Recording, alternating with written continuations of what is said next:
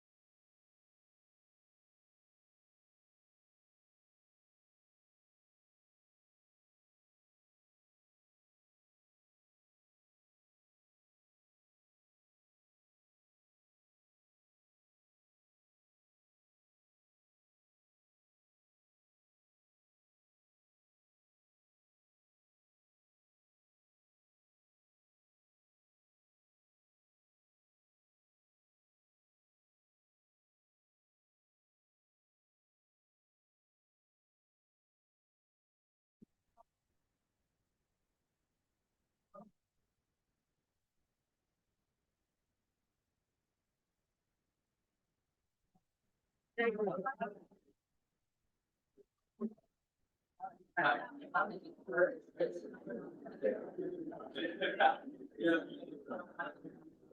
evening. Hi there. Good.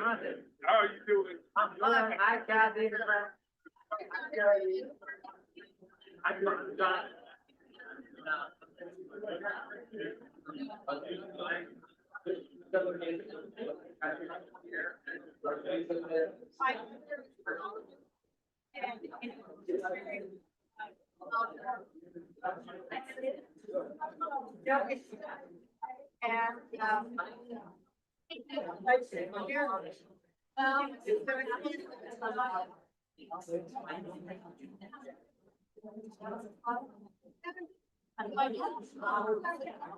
And then we got the one. Can you imagine how? It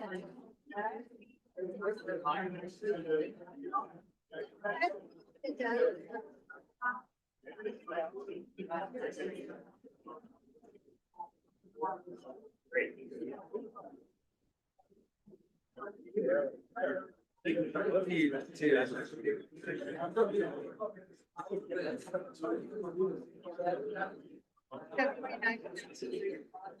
I wish I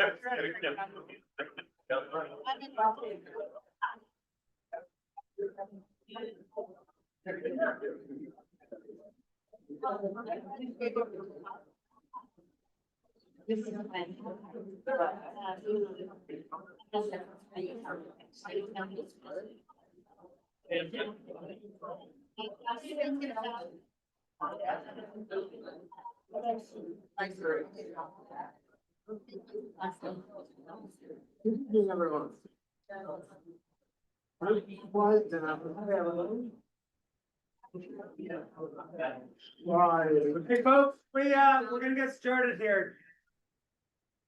Okay, can everyone hear me? No? Yes? Turn it up. Okay. Well, first and foremost, thank you all for being here. This is, of course, our second dialogue session with the subcommittee. We know schedules are busy. We know we're right in the middle of summer. We know a lot of you have a lot of very important things to get to and do. We appreciate you being here. How many of you were at our first meeting? How many of you, this is your first meeting? Oh. Amazing. Thank you so much for those that have been following us along for both meetings and for long before that. And thank you to the new faces in the room. We truly appreciate your engagement here. We appreciate you being here.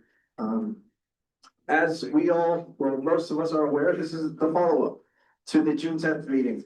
The subcommittee was made official over a month ago, and we decided that speaking to our community was the best path forward in this issue that we are grappling with. That first meeting was very much a dialogue. We wanted to hear from you, we wanted to understand what it meant to you, what you thought, what you wanted us to know, what you wanted city council, what you wanted the subcommittee to know. We took all those notes, we digested them as well as we could, and tonight what we hope to have is not a perfect solution, but solutions, potential recommendations and answers to very important questions that you all asked us the first time around.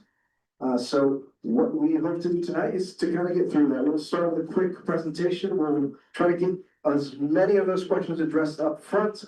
We will talk about possible solutions.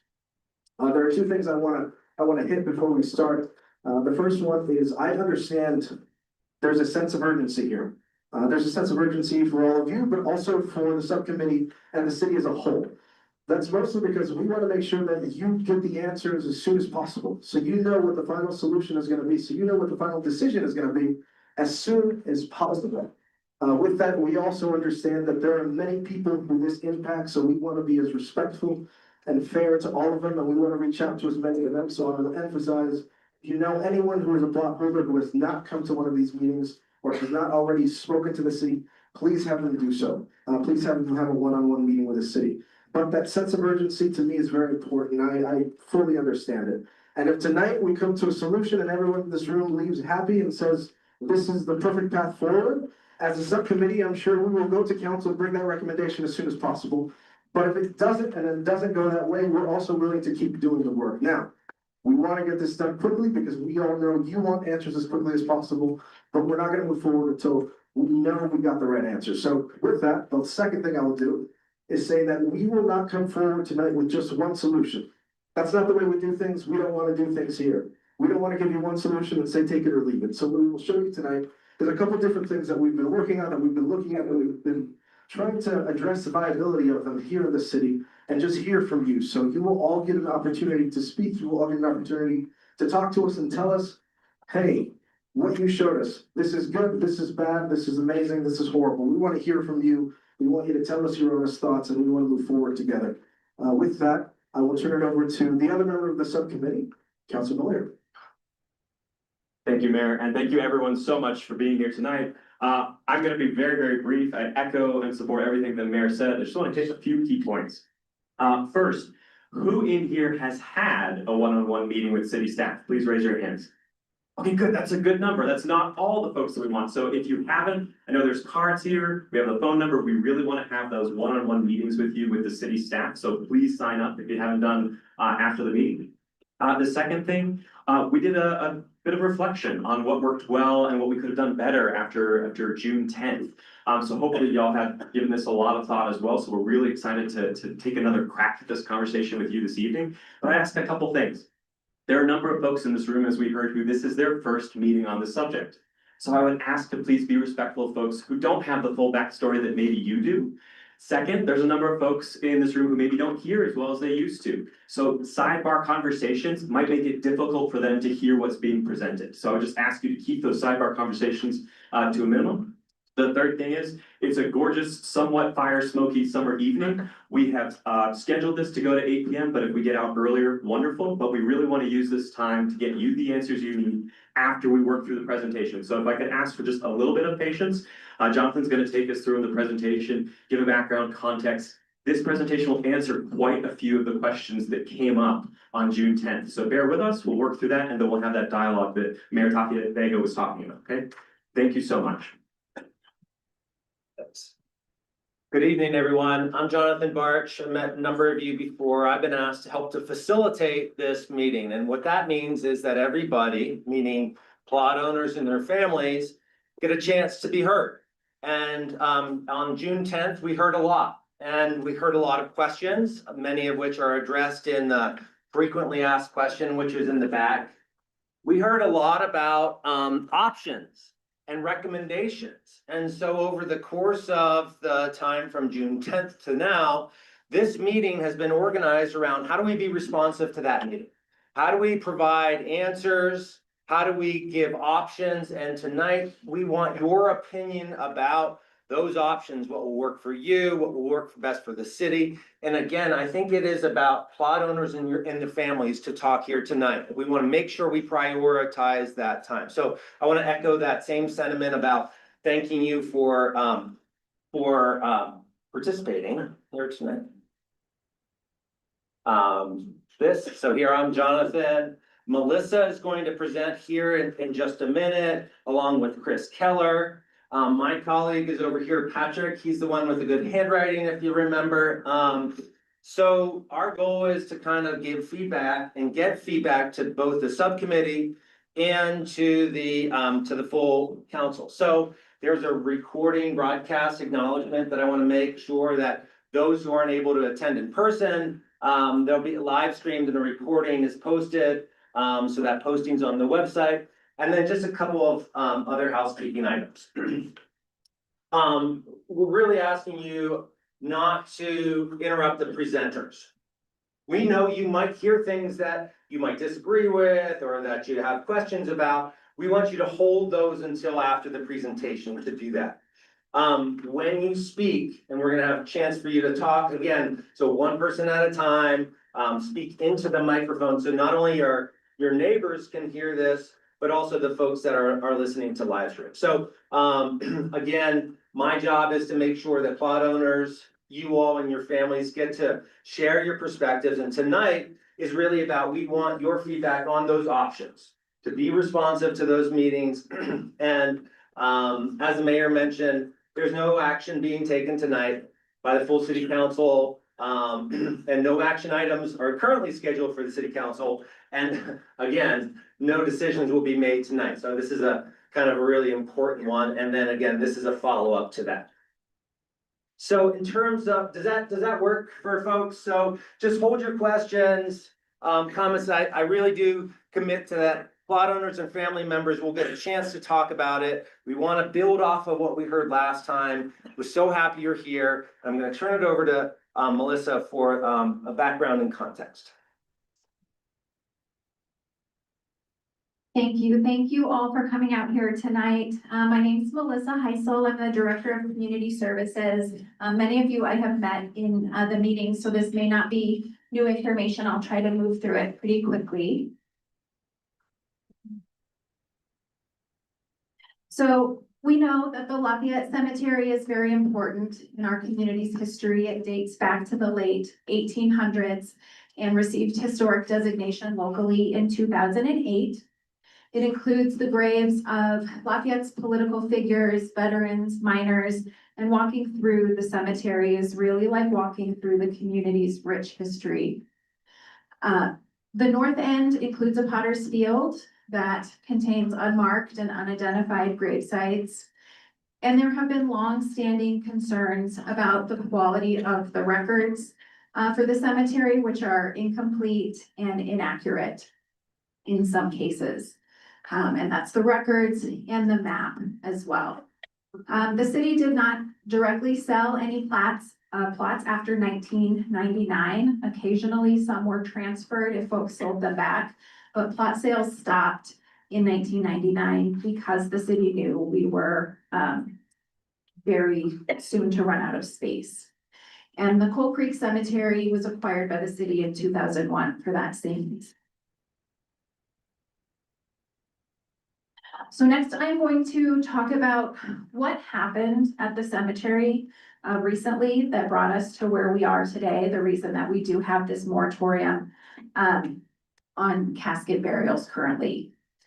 So last September, workers who were digging a grave, a routine activity for a burial, encountered fragments of human remains and casket hardware in the off-site soil pile during a burial.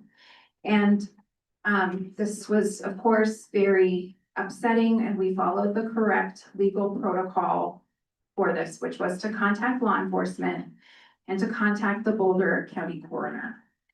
And the coroner came out and said, these fragments of remains are more than 50 years old, and they are not within the authority of our office, but they are within the authority of the Colorado State archaeologist. And so Dr. Holly Norton, who is the Colorado State archaeologist, came on site and did confirm the age of those remains.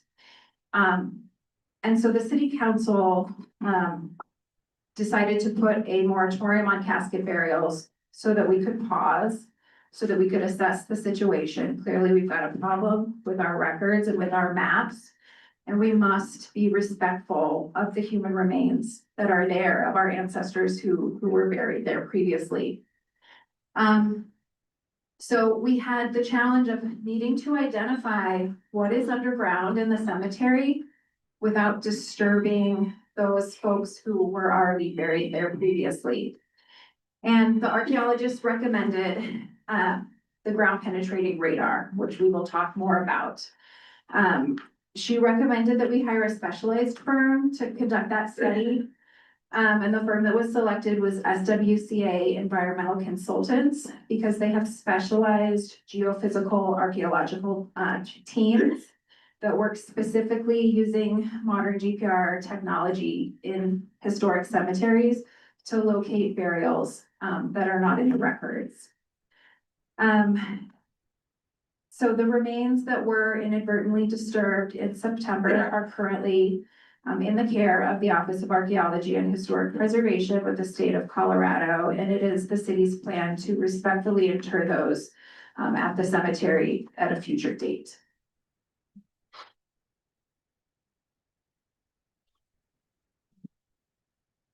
For many folks, this may have been the first time that you heard about problems in the cemetery when you received a letter or when you heard from friends and neighbors what was happening. But there have been problems in the cemetery for many decades. At the tables, as you enter or leave today, we have some copies of some historic newspaper articles that talk about some of the situations that have happened in the past. But in recent decades, workers have routinely experienced problems when attempting to conduct burials at the cemetery. Routinely, they're finding that plots are just too small. And sometimes they are finding evidence of a prior burial, portions of a casket, encroaching on a space that our records say should be open. In part, this is because it's a very old cemetery. The plots are small. They're 4x9. In a modern cemetery, they're 5x10. So we're already starting out with plots that are a little bit smaller than what is needed. But they were also plotted inconsistently. So sometimes in history, they weren't measured. They were measured in paces, not in feet. And so there's just irregularities. And I know all of you have been out there and you can, when you look and see, there are some irregularities. When you look at the city map, it looks perfectly neat, and it's a little bit different than that on the ground. We also have, thanks to local historians, to Frank and to Doug, who found very clear evidence that at least 200 burials occurred in the cemetery that were not included in the city's records. And that is a very significant problem. And here's another, just a clip from the news, and those are available today as you leave. I'm going to hand it off to Chris Keller. Chris Keller works with Link Partnership. The city brought in Link Partnership to assist us with burials. Conducting burials sounds very simple and straightforward. However, there is specialized knowledge that is important and that city staff, parks workers simply don't have. And so we brought Link in to help us conduct burials and to help us navigate this challenge. And so I'm going to hand it off to Chris. He's going to talk about some of the data and information that we have about the cemetery, starting with our city map. Thanks, Melissa. I've had the privilege of talking to a lot of you, either one-on-one out at the cemetery or on the phones. My team's been handling most of the inbound phone calls since the moratorium went into place. So, oh yeah, you've talked to us. And I appreciate everything everybody shared and the passion and the concern. And we share that concern, and we really do find ourselves very eager to work with you to find solutions. Our company has done this before. What we're dealing with here in Lafayette, folks, is not rare. It's not unheard of. It's very common with old municipal cemeteries dating back into the 1800s. What we're dealing with, that doesn't make it any better, but what we're dealing with is not new or isolated. And so my team has done this. We have been through and we've consulted with other cemeteries. And so hopefully that experience and that knowledge can be brought to bear to find some beneficial solutions here for this community, because this is the community we're looking at. Cemetery map. What we have is a cemetery map. Frank, you've got yours when you're out at the cemetery. I've got copies of that too. What we have really is a giant Excel spreadsheet. It is not really a map. It is a organized way to determine whose plot abuts whose plot. The Johnson family is next to the Kneebone family, is next to the Smith family. That's all it is. There's no measurements on there. There's no survey points that we can document and measure off of. We don't know what size each of those plots is, but it does organize the layout of plots and shows where everybody's graves are in relation to everybody else's. Does that make sense? So it is a map in one sense, but it's not a map in the sense like a road map where I can measure. There's a scale at the bottom that says 1 inch equals 1 mile. There is nothing like that we have, because there are no survey markers or static reference points in the cemetery at all. Never have been. So there is no way to get out there with a tape measure and measure where a plot should be. The map is a great orientation tool. It is nothing more than a giant Excel spreadsheet though. So it is a grid. It's not truly a what I would call a cemetery map. The cemetery, if you look at the map, Frank, you've done this, I know, throughout the map, there are individual plots that say city owned. And what are those? Those are oftentimes plots that maybe had trees in them or were otherwise unusable for burials. And so the city kept them. They're still on the map. It's a rectangle. We know it's there, but we couldn't put a grave in it. So that was city owned and it really wasn't available. Some city owned ones though came back into the city's ownership as maybe families sold them back or gave them back or didn't need them, or as we tried to do a burial in years past and couldn't get a casket into the ground because of encroaching burials on either side. If there's not room to get a casket, that grave really becomes unusable for a casket burial. And in some cases, those were taken back over by the city and the family was given a different plot in compensation. Does that make sense what those are?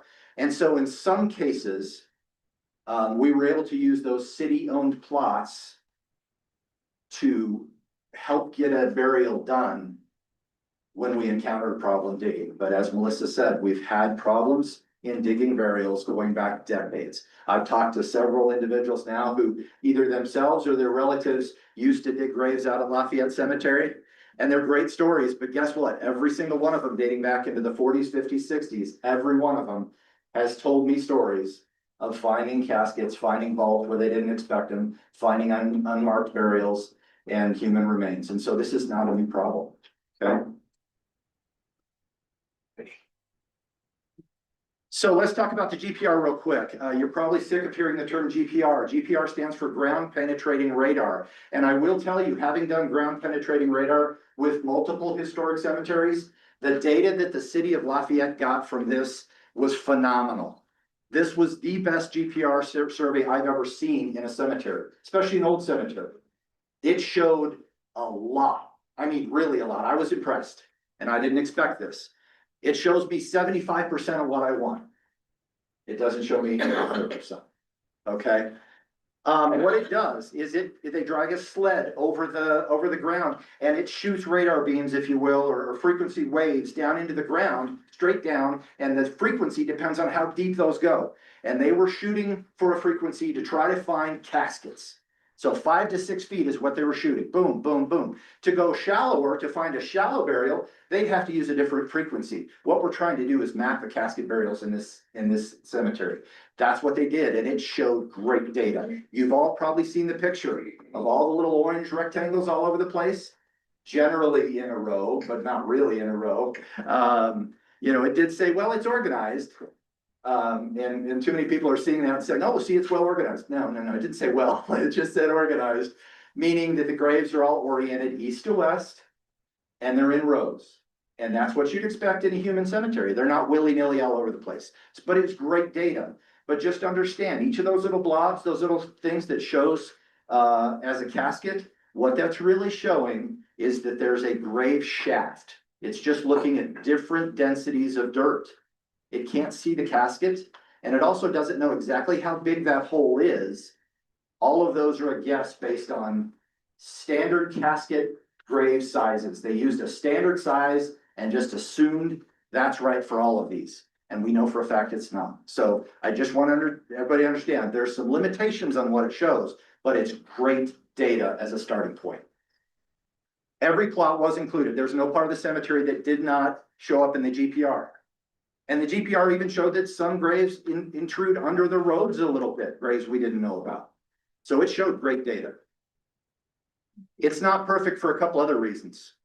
Is there any trees at Lafayette Cemetery? Yeah, just a few. And there's a whole lot of places where there used to be trees and there's no longer trees. I encountered that the other day digging a cremation grave. I found what used to be a tree. So tree roots and shrub roots, rocks, boulders, there's a lot of rocks in there too. This is cruddy soil and different densities of dirt. This is also weird soil out in Colorado. All of that can affect the radar's ability to see. I have had ground penetrating radar surveys just bounce off a whole cemetery. This was great data. But those items, underground utility lines, water lines, all of them can interfere with that data. So once again, it's not perfect. Where it shows an open grave doesn't necessarily mean it's an open grave. And so you've got two things listed at the bottom there. False negatives and false positives. What are those? A false negative is where the GPR survey says, this is clear, there's nothing there. But there's actually something there. We've already found that once too. A false positive is when the GPR data says there's something there and called it a casket and put a little rectangle around it. And it's not a casket. It's a tree root or it's something else entirely. So once again, we look at this picture and we see nice orderly rows of orange rectangles. Understand, as good as the data is, it isn't perfect, okay? Grave probing. So last meeting, I heard a lot about grave probing.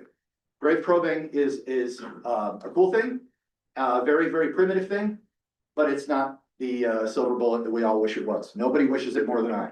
Grave probing is basically taking a long steel rod, jamming it straight down into the ground until you hit something. That's it. It's that complicated. Now, if it's a recent casket or a vault, and since I think the 70s, 80s, vaults have been required at Lafayette for caskets, so they're there, okay? So if it's a recent burial, guys, when I hit a vault, I'll know it. It has a different feel and sound. I know when I hit a casket or a vault. If I hit a rock, or if I hit a concrete vault in some cases, I sometimes don't know. But here's the problem with probing.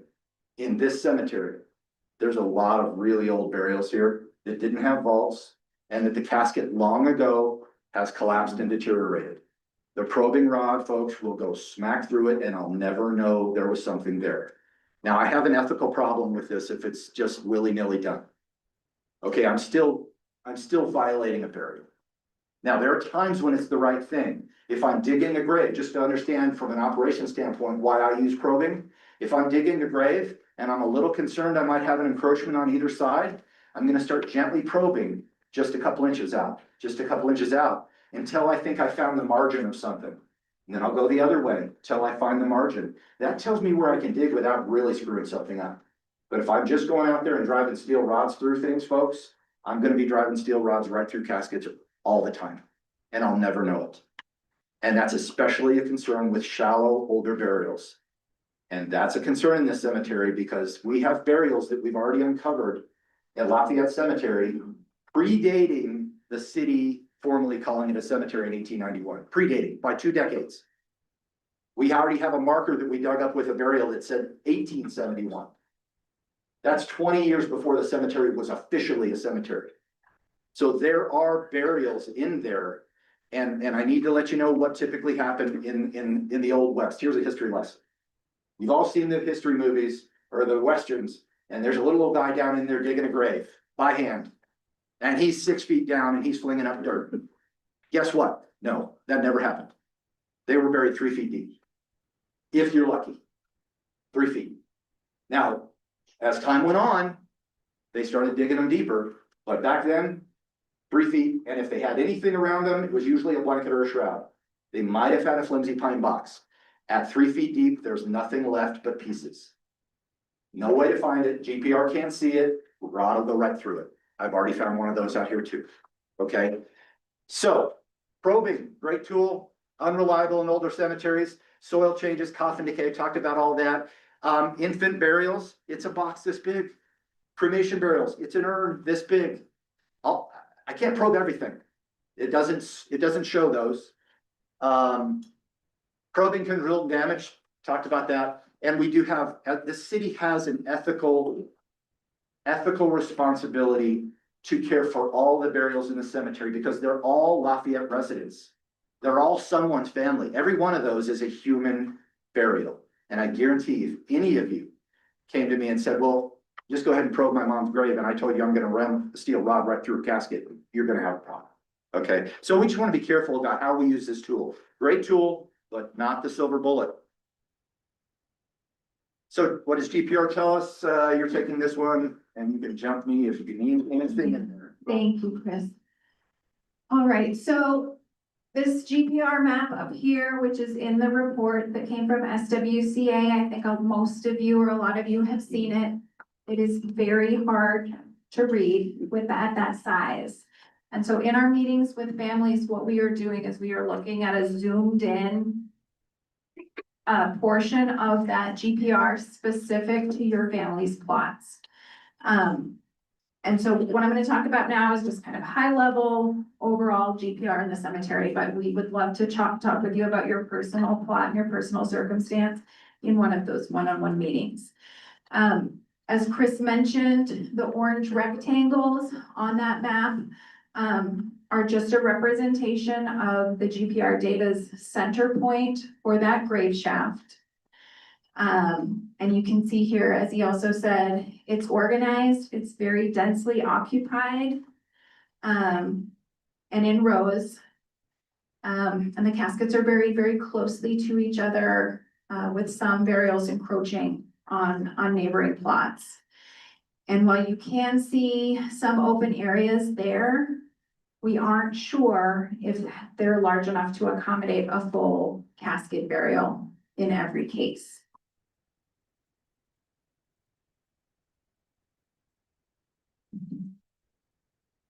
The cemetery records and the GPR data and the gravediggers' experience in the field, finding evidence of previous burials, leads us to believe that the cemetery is very, very close to being full. The GPR survey data and conditions on the ground also suggest that in a small number of cases, some plots may still be suitable for a casket burial. Today, the moratorium that was enacted back in November does remain in place, so cremains burials are permitted. And those casket burials are only allowed or considered on a case-by-case basis. So we are looking at all of the data that we have. We're looking at the ground penetrating radar, we're looking at the cemetery records, and we're looking at conditions on the ground and considering whether it is possible to attempt a burial. Attempting a burial does not mean that a burial will be accomplished in every one of those cases, but there are some cases where it can be considered. And so that is what is meant by digging carefully, and being thoughtful and considering the information that we do have. So those current options do still remain the maintaining plots for cremains burials, exchanging plots, or receiving a refund. As the mayor said, there is no required deadline for decisions for plot holders. Folks, you can take your time to consider what is best for you. We've met with about 25 families so far. We have about 10 or 12 additional meetings scheduled. We're happy to meet with you again if you have more questions, if you want to go on site, or if you haven't met with us yet, we would really encourage you to reach out and to schedule a time to meet with us.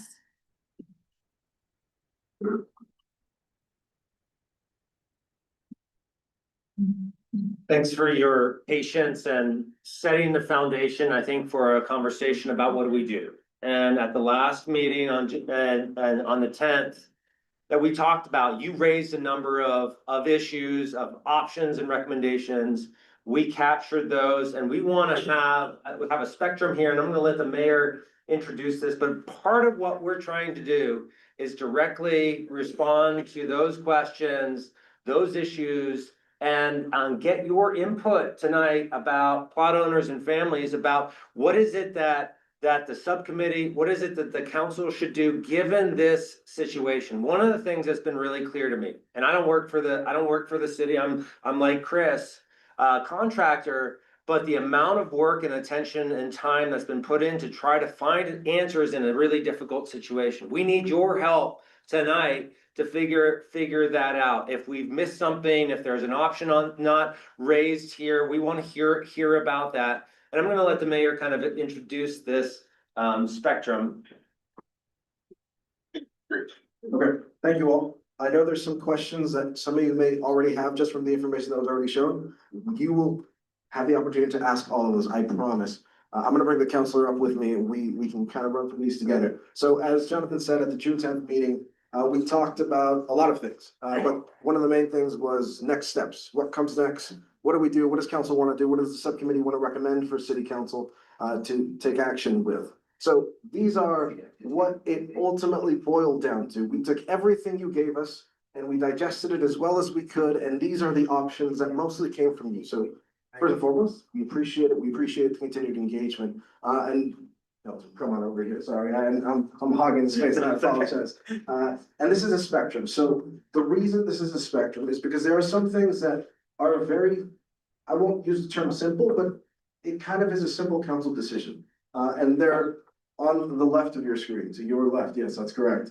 There's some options that are a little more difficult to implement that just might be, we might need a little more time. We might need a little more data before we can implement them. And there are some things that we just simply cannot do. That's for logistics, because of administrative, because of legalities. There are some things that we just cannot do even if we wanted to. So we kind of put it in the spectrum. And I'll start with the left, Councilor, I'll let you jump in here.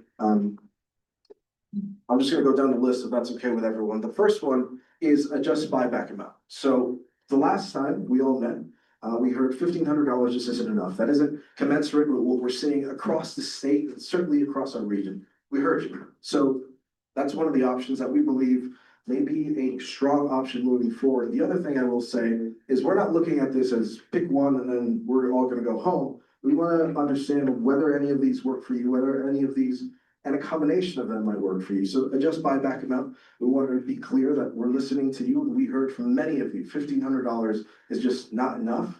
And it doesn't fit what other cemeteries currently cost. We understand those costs are high, so adjusting that. The second one is create a memorial section of Cold Creek. So Cold Creek Cemetery, as we all know, I want to get the terminology here correctly, but it's flat. Flush markers, yeah. Okay. So it doesn't allow what we see here in our Lafayette Cemetery. And that is actually something that the subcommittee is more than welcome to bring a recommendation to council for. We can create a portion of the Cold Creek Cemetery that will be very similar to what the Lafayette Cemetery and allow for those headstones to be.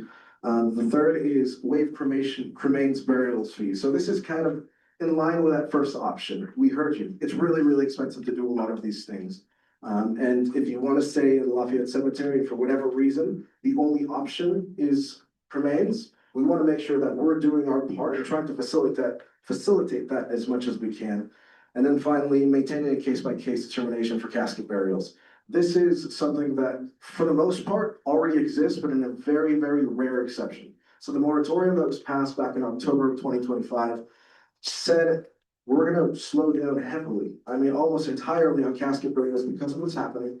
And through that, have enough time to look at the GPR data and allow the GPR data to tell us what is really happening in our cemetery. What we know now, and from the information that came back, we feel as though we may be a little more confident as to knowing what's happening. In October of 2023, I remember taking that vote. We had no idea what was happening in our cemetery. We were completely lost. Our staff, our council, we just had no idea. We wanted to know. And that was the main reason behind the moratorium. And now, being that the moratorium exists and being that we're a little more confident as to what's actually happening, we think we can try to do a case by case. Now, this is still gonna be very rare, and this is still gonna rely on all of you coming to the city, having your one-on-one meetings and understanding what is actually happening in your plots. But we think we can get closer to that. I will stop talking for 1 second and give Councilor Villier an opportunity to jump in. Thank you so much, Mayor. Just moving further to the right on the spectrum. The next you'll see invest in Cold Creek Cemetery improvements. We heard from a number of folks on June 10th that maybe Cold Creek Cemetery could stand for some improvements. The mayor already mentioned we as a subcommittee could take to our council colleagues. Perhaps a couple ideas I've heard from a number of you is to allow upright headstones, to allow different things that maybe more reflect the Lafayette community as it is today versus when the Cold Creek Cemetery. So the improvements is one. Next, and this one is a little bit uncomfortable, but we want to be very transparent. And that's to develop criteria to prioritize the potentially available plots. Now, as you've heard this evening, as you've heard for some weeks, the cemetery is extremely overfull. I would respectfully push back on the idea that there is 270 plots worth of space. That just none of the data supports that assertion. So with the potentially available plots, and if we have a larger number of interested parties for those plots, how could we potentially prioritize those? We heard some ideas on June tenth in terms of a spousal amendment. I've heard ideas from residents in terms of, well, I bought my plots in the 1950s. Shouldn't that count for something versus someone who bought their plots in 1999? Those are all reasonable questions.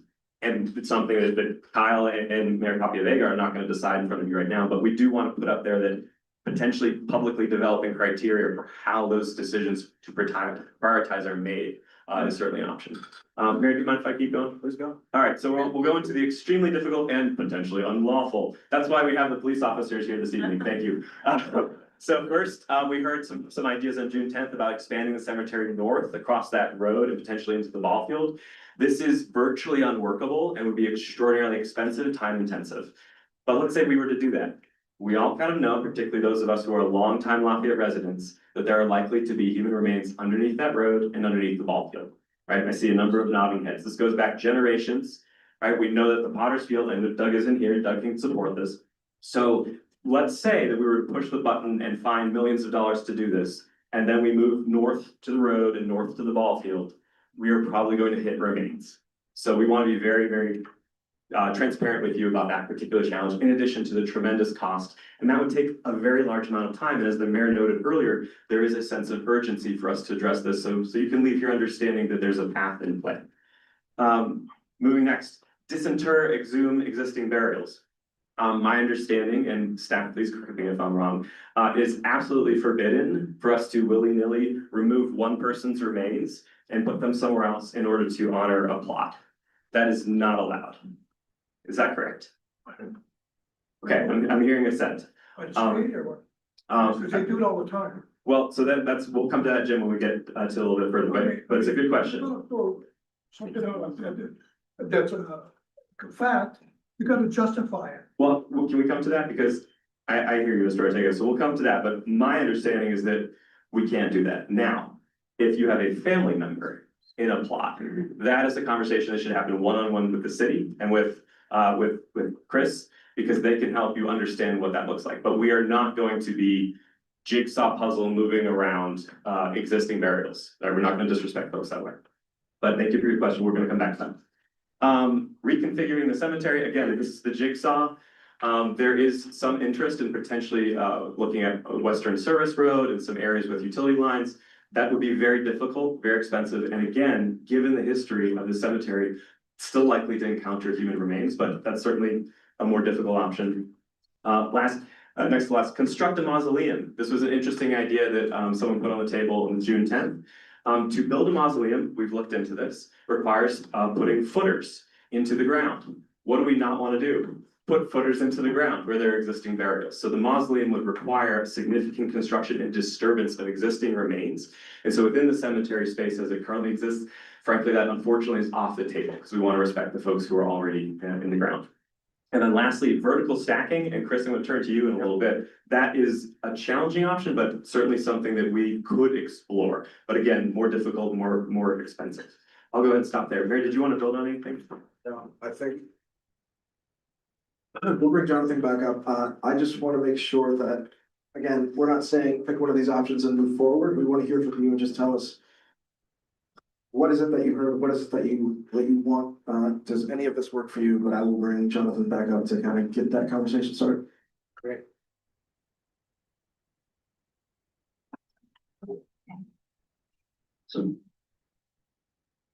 So this is, yeah, and just one second, Jimmy first. So the way, what we're thinking about here and the way, so just in terms of organizing, raise your hand, all go this way, and then I'll come back this way, and we're gonna stay until we've got, everybody has a chance to participate who are plot owners or family members. What we're interested is, in addition to building off of the conversation we've had on the 10th, which is enormous amount of questions. We hope we've answered some of those questions. There's an enormous amount of concern and frustration and a sense of urgency associated with that. At the last meeting, I think, Mike, you had asked, we want options, we want recommendations about what to do. We're again not gonna make those recommendations tonight. You're gonna give us input associated with those. And I know every one of you has a unique situation, a family situation, and you know, it's important to kind of understand that probably most important to have those one-on-one conversations with the city in terms of getting specific answers. And so this is what the council will decide is a policy about which of these options, and I'll come back to that slide so that you can kind of see that. And I apologize if folks over here can't quite see all of those options. I'll read them out again. But so you're gonna raise your hand, give us, and what we're interested in is which of the combinations do you think address it? If not, what are the suggestions that you have again? All right, here we go. Yeah. Okay. Thank you. Thank you, Chris, for sharing information on the ground penetrating radar. I think you have more faith in ground penetrating radar than I do. Probably because you're tied to it and you use it. And the reason I say that, any scientific study has, every scientific study has an error rate tied to it. And I don't know what that error rate is on this. I want to see data that's tied to GPS, to the GPR, so I can see it. I met with the city staff was very cordial, met with me.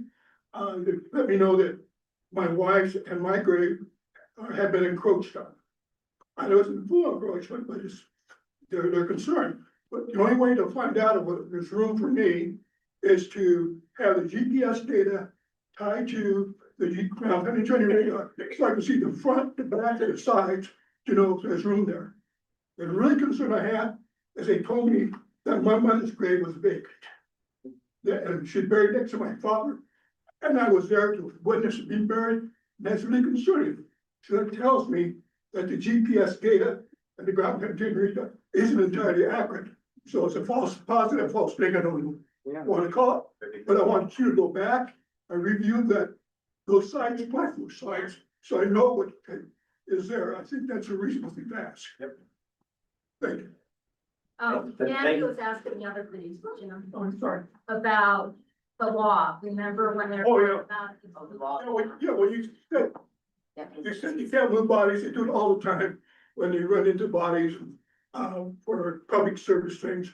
They did in the other cemeteries where they gotta build things. I mean, this is farmland. Horses, dogs, cats, and everything were buried here. I don't know what you have there. You can't tell me what's buried under there. And so to improve the other methods of determining that is not right. You know, we just had the fiber optic people come to town. They do a water drilling hole to identify all the sewer lines, power lines and everything without doing any damage to them. Because they take water and bring out mud till they hit it. And it just costs that much because they did it. Anyway, I'm done. Thanks, Jim. And so at least one of the things that I heard here particularly, in addition, was that the maintaining the case-by-case determination for casket burials is really something that's really important. And back here, and then I'm gonna start moving this way. What is the definition of dialogue? Can somebody please answer that question? Because what we've had so far has been 45 minutes of monologue where the city has given a presentation of what they claim the facts to be, offered no opportunity for residents who actually have lived in the town and know this stuff to push back and question it, and then moved right on to the part that they want to talk about. And it's like they're presenting to 5-year-olds. Like, I sat down and I gave this a try, right? I did not interrupt for 45 minutes. Appreciate that. Yeah. Thank you. But Yeah, I mean, this is not what a dialogue is. Right. A dialogue is you guys sit the hell down with the people that you are harming and you answer the damn questions. That's what we're doing. That's what You we're know, doing. no, you're not. That's, Yeah. Anthony, does everybody feel really good about this meeting so far? No, Okay. not a dialogue. Okay, so let's have a dialogue about what it is. When we met last time, Mike, Yes. just wanna know, what are the options? What are the options? What are the basic information that's important for everybody to understand, right? And so I recognize that information is not agreed upon unilaterally. Oh, Well, they're let's talk across- about the across information. board. Let's talk about the information. Okay, so. Right, because Provide I, information. no, not provide information, it doesn't need to go up here, we have the slides up here, and we have the people in the room who can answer the questions. And if we're going to propose this, we're gonna present this as having a dialogue, let's have a dialogue, let's talk to each other, Let's do it. What, okay? let us know, what? What's on your mind about the So- options or the information? Because I don't wanna dominate this, like, there's a room full of people who have their questions. You did. Starting with, it was said in the presentation that you can have, that this has been going on for a really long time, that everybody who's been a grave digger in the cemetery has stories about encountering remains or encountering encroached graves. Okay, that's what Frank and Doug have been saying for years on this topic. Why are we shutting it down now?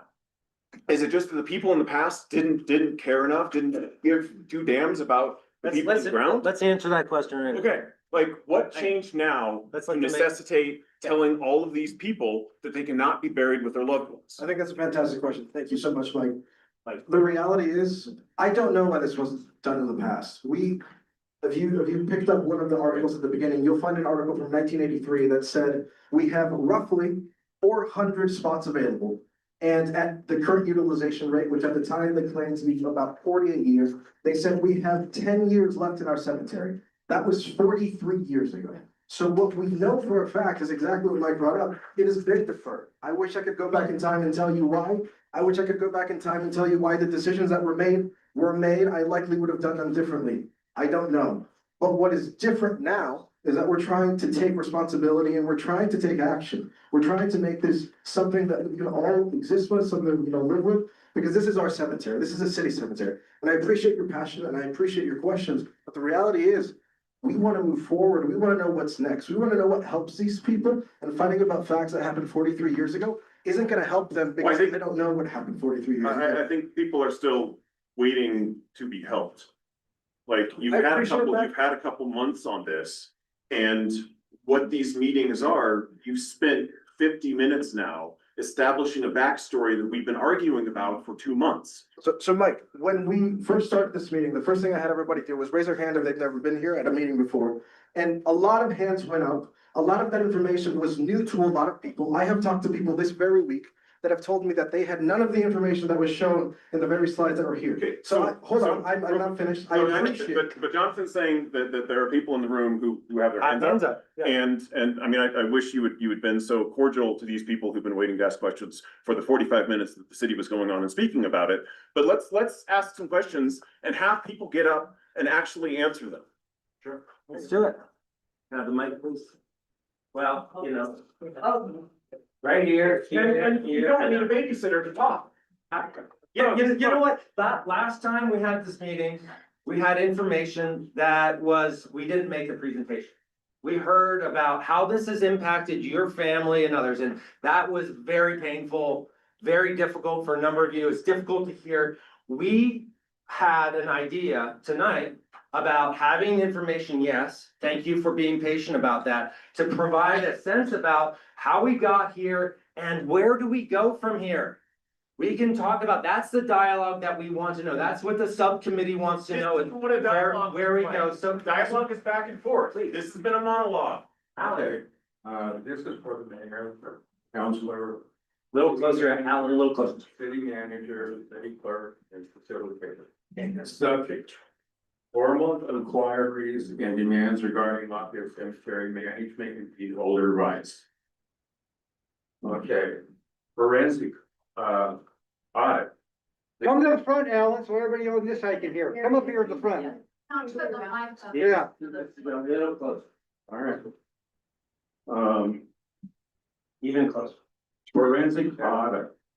Will the city immediately conduct an comprehensive independent forensic audit of all Lafayette Cemetery records and reconcile historical discrepancies? Manual verification.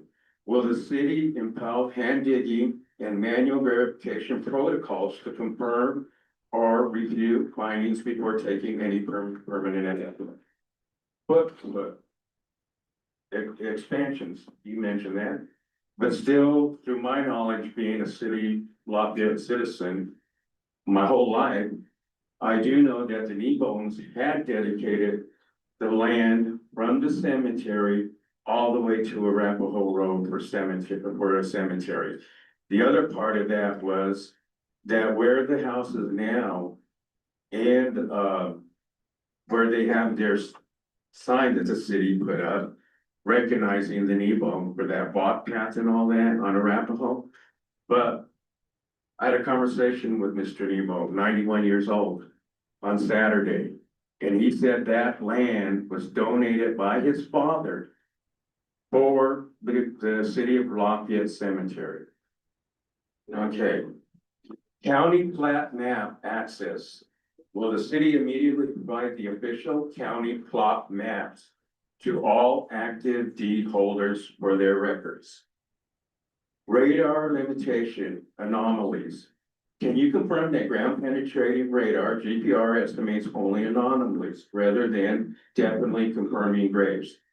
You answer that question, but not totally. State of human remains. Is it true that GPR technology provides a special anomaly map that absolutely cannot pinpoint the exact state of presence of human remains without destructive excavation? Missing data.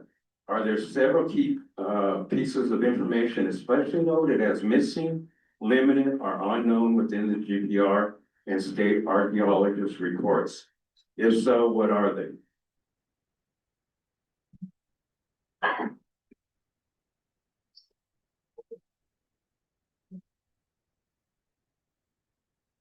Okay, the plat map, the physical location. The plat map actually describes section blocks, lot, space to unique. Hey, folks, we want to have one person talk at a time here. Location of your grave plot. Mapping requirement. Colorado revised status CRS 624-105 cemetery corroborations or owners must record a map or plat map of the cemetery grounds with the county clerk and recorder's office. Where the property sites once signed and filed, it becomes part of the permanent public record lands. Requesting that. So I only have two more things. All right. Protected real estate interest. A burial plot deed creates a recognized real estate property right or specialized easement under the Colorado State Common Law, constitutional due process principles, government actions that primarily alter, diminish, or strip away your right to use that plot without explicit timely notification in a public hearing violates protection property rights. The city district legal obligation. A deed executed by the city creates a direct binding, contractable, and property obligation to the individual named owner.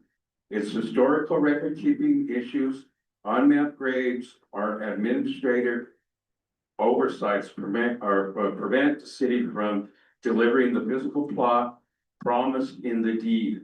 The city is experiencing an operational failure to fulfill this legal duty. SWCA, last one. Environmental consultants. The SWCA environmental consultants report do not explicitly, I was having trouble with that word. Recommend shutting down the entire cemetery. The SWCA ground penetrating radar report focused on data collected, nothing that the cemetery was highly utilized and that any future conversion must be done with extreme care. The board recommendation to close the cemetery to further casket burials comes from the state archaeologists, not the private environmental consulting firm. One more thing about ground penetrating. Ground penetrating actually is, you take a backhoe with a flat blade and you scrape the plot. and you scrape the plot to so many inches, and then you put the probe in, and that probe is to identify, because the ground or the ground itself will change. And that probe will tell them if there's human remains there, or if it's a rock or what have you. That probe isn't to stick and go through a coffin. There are restrictions in proper ways to do that. Thank you. Can we have your printout? Yeah, I got one for you. Okay. Okay, good. So there's lots of response here.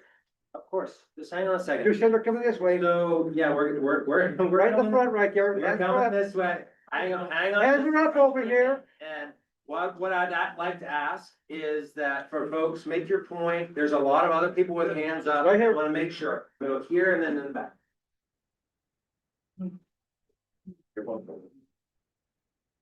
So first, I wanted to say that Jim's question about exhuming and disinterment Yeah. was not answered as far as why is it against the law? Because it was said during your guys' little presentation, but it wasn't answered. Speak up. Come up here, sweetie. Then, Hold on a second. So you wanna make sure that this option of disinter and exhume existing burials is kept on the table. Am I getting that right from? oh, Okay. what I'm saying is you guys said it was against the law. He asked, who says it's against the law? Okay. Where's Kyle? Kyle said we'll get to that. Yeah. Kyle never got to that. So where's his answer? Then the other thing is you're okay if my dad is exhumed. My mom pays the bill, is moved to Coal Creek, but we can't take the person out of her plot and put her in the ground next to my dad. Sure. Also, the only way I'm gonna be happy is for you to prove to my mother that there's nobody or there is somebody in her spot. People have gone and have sat with these two women in the city building, have been told, just like Jim, there's somebody or nobody in that spot, but yet there's somebody or nobody in that spot, right, Jim? Because he was told this, mom's spot was vacant when she's laying there. We went to Also, the funeral. We were there. We saw it. maybe not though, Jill. Should we have Then Chris? also, the second thing that I want to bring up is Mike is trying to help all these people. You guys are giving him a roadblock every way the guy turns. He wants help to help them. But you guys will not provide the needed information to Mike to help all these citizens. Explain yourselves. Mike wasn't asked to speak for every family. Here you go. Chris, That's fine. can we talk about sort of the Yeah, law? real quick, let's talk about the exhumation and disinterment first, okay? Because we can put that one to rest. There's a big difference between you as a family asking and getting a permit to have your loved one disinterred and moved. Happens all the time. But you're the family, you're the owners of that body, if you will. You have the right to do that. And the city issues, not the city, excuse me, the state issues a disinterment permit saying that it's allowed. Now, if we as a cemetery knowingly remove remains from a grave, from a human grave that we know is a human grave, and do something else with them without notification of that family, we are in violation of the state law.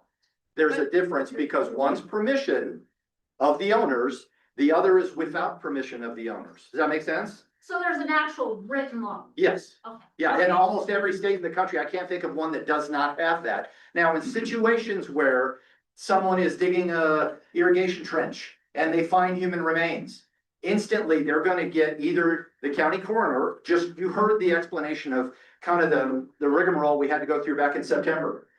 All of a sudden, we get the county coroner out here. Nope, sorry, they're older than 50 years. Now it's a state archaeologist.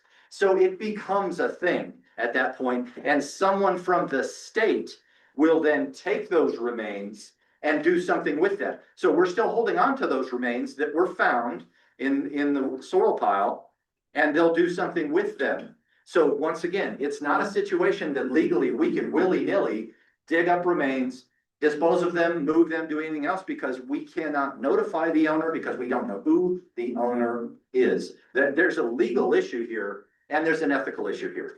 And we're running afoul of both if we're not careful.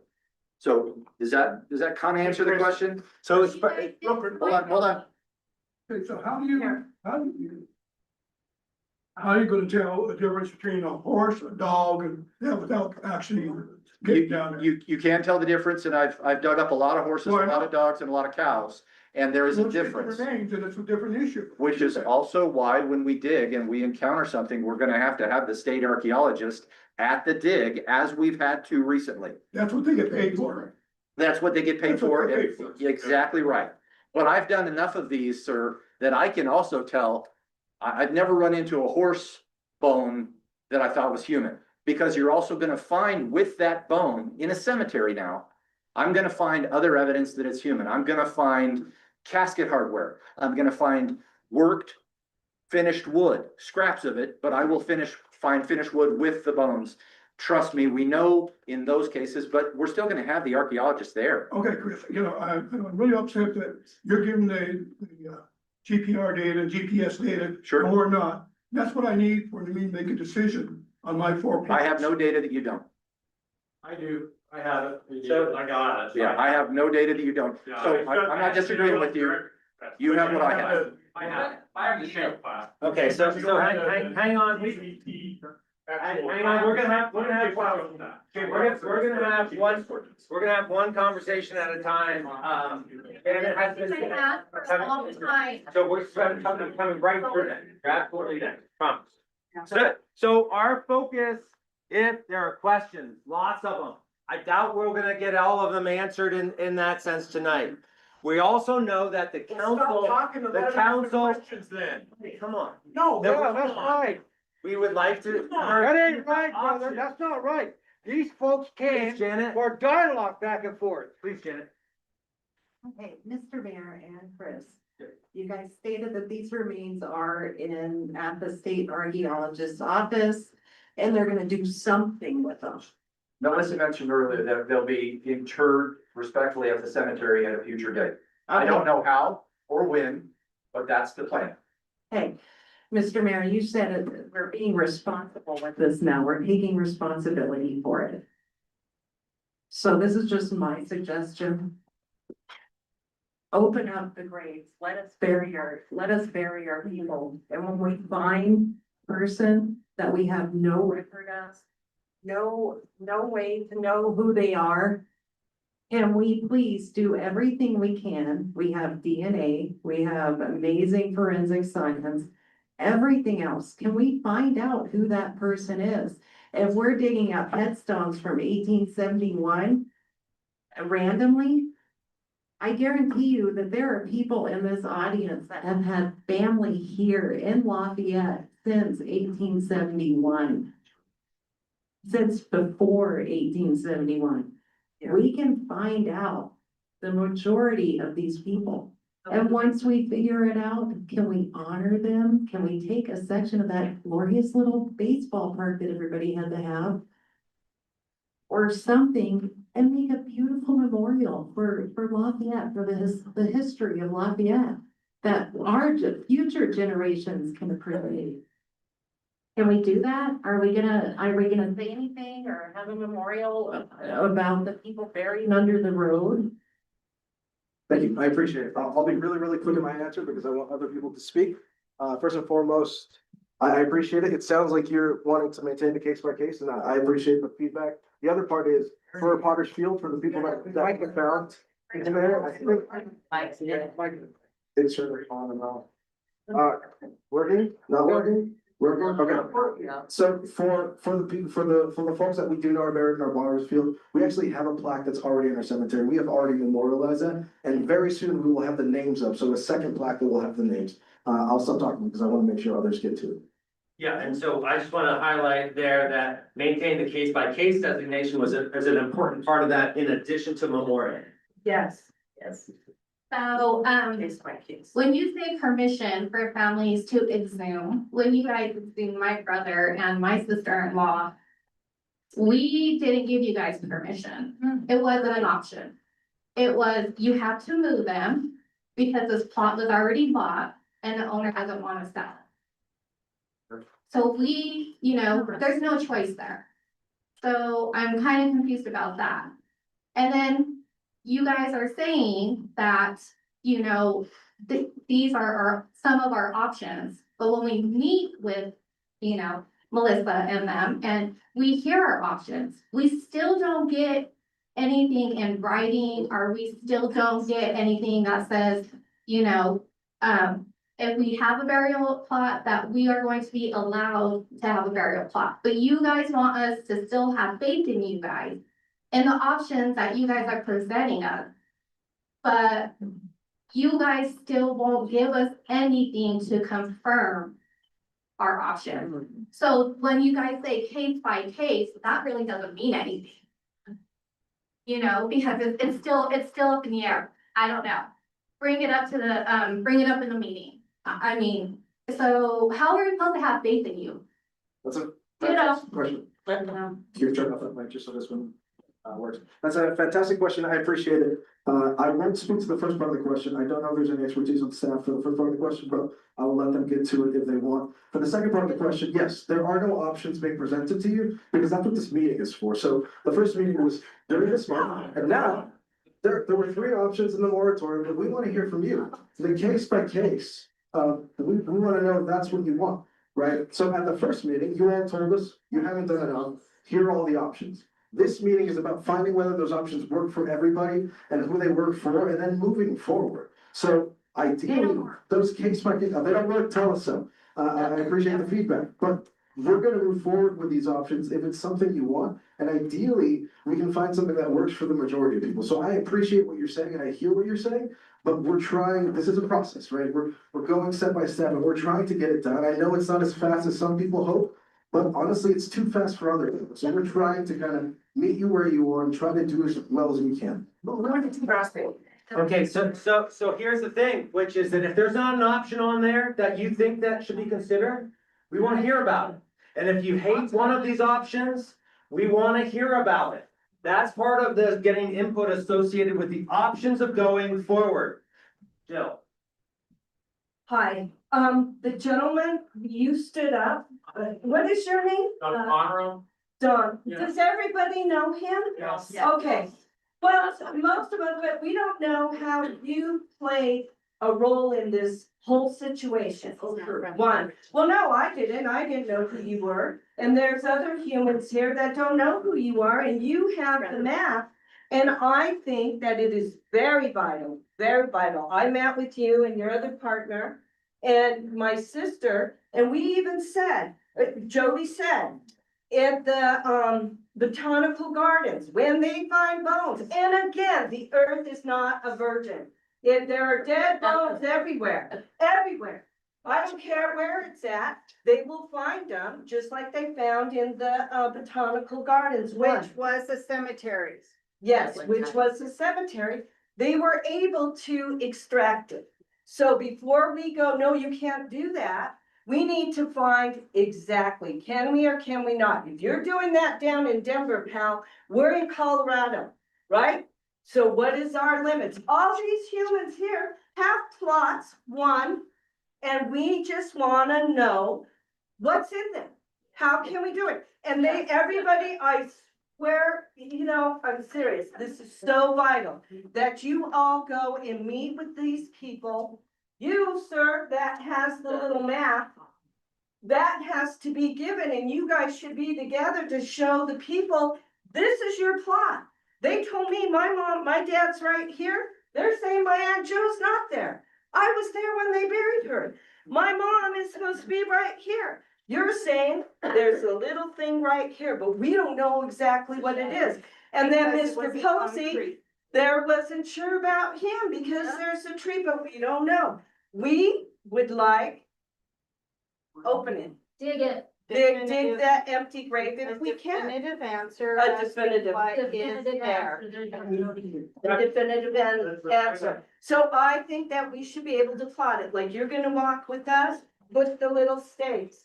And then, you know, Ma's here, Dad's here, and then the other plot he has here. And that poor man, Mr. Moon, he wants to get rid of his plots. And you guys won't let him do that, but he has to transfer. There's a crazy little thing there with the paperwork, and we know you guys have crazy. But we need to work together. If he has the certs, and then you go to the county clerk's office, and they have a record of that number, how the hell can we not find it? It's just like the humans that are by my dad's resting place. Those humans aren't even on the damn plot map. Remember, we looked at it and we were like, okay, so what happened to that? So then do we need to go to the county and find out where the hell's Billy Bob? Or Birds, the birds, I got the B. But you know what I mean? What happened again? And why is Phyllis in Bert's little spot? You gotta have a record, right? The county has to have that, and we are willing to help. Even the morticians. On the You know, morticians. I mean, have you been working with them? Because they should have record. Yeah. Yeah, and I hear it, we've highlighted it here, Oh. definitive answers, dig and check, right? We've heard that, and I think the question is about the records and the piece, and I wonder, Chris, if you take another minute to talk about why it's so hard to know kind of where, to give a definitive answer for folks, because I think Oh, that's. wait, before you do that, I would like that gentleman to come and introduce himself so he knows, so people know who he is, how he's playing a role in it, one, two, and what information he has, because we all need to know that, one. Two, I would like to have a copy of the rule that says we can't extract people. Well, here, Joe. Okay, so I Oh, you just, got it? I just do wanna mention that's like an option for folks. Yeah. Chris in a second, Doug, do you have a? Can I, this is awful. Can I ask Melissa to put in her budget a new sound system for this? Yes. Because the net screen is so small, I can see it up here. It's a possibility. What's your point? And that's been, we've been complaining about things. That's what I'm calling it.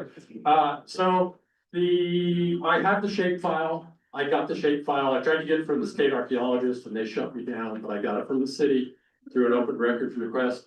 It tells you everything, GPS, what the radar said at that point, at that GPS point. The difficult, and you can use it ArcGIS to look at it or Google Earth. Doug, to look at it. Oh, Doug Connor, my family used to own the newspapers here. Lafayette News. You didn't know? So, yeah, all So those articles. all the copyright infringement that's occurring is mine.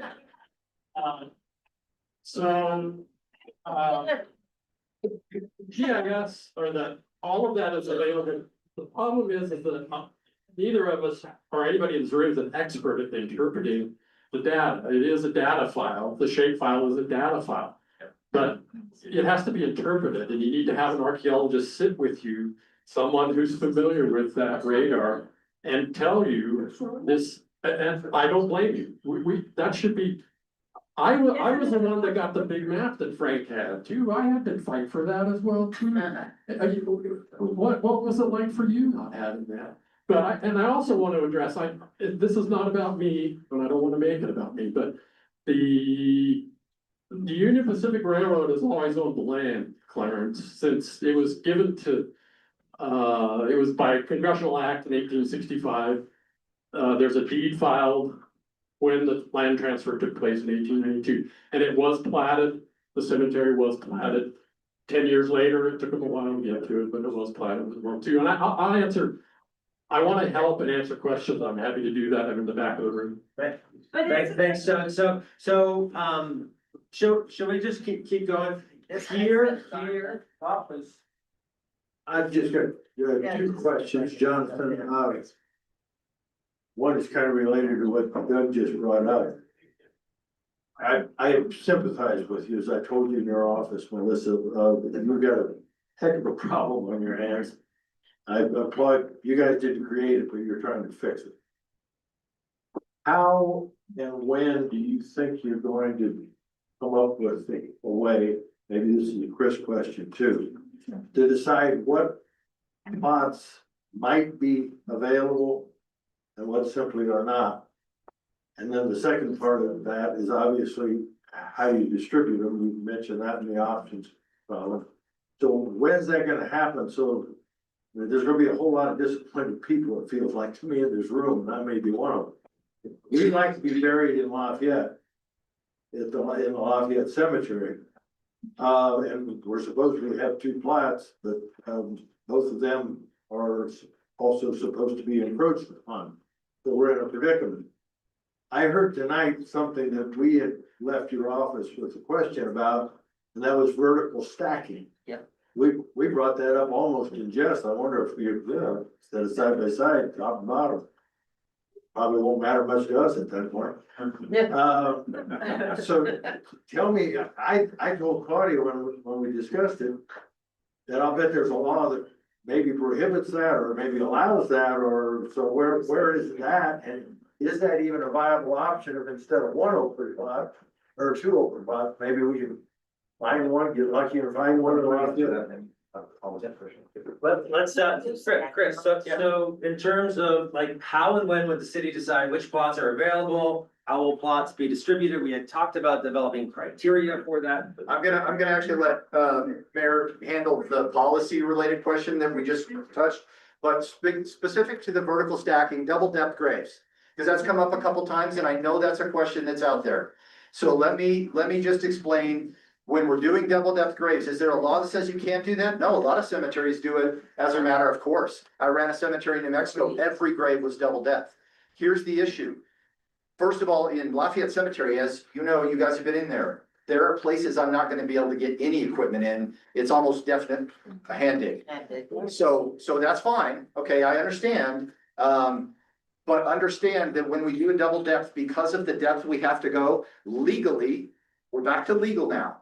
OSHA rears its ugly little head here, and this is a municipal cemetery, trust me, OSHA's gonna have a say. We can't go 8 feet deep without a grave box or a trench box. I can't get a trench box in there because I can't even get a piece of equipment in to dig it. So legally, I can't go that deep.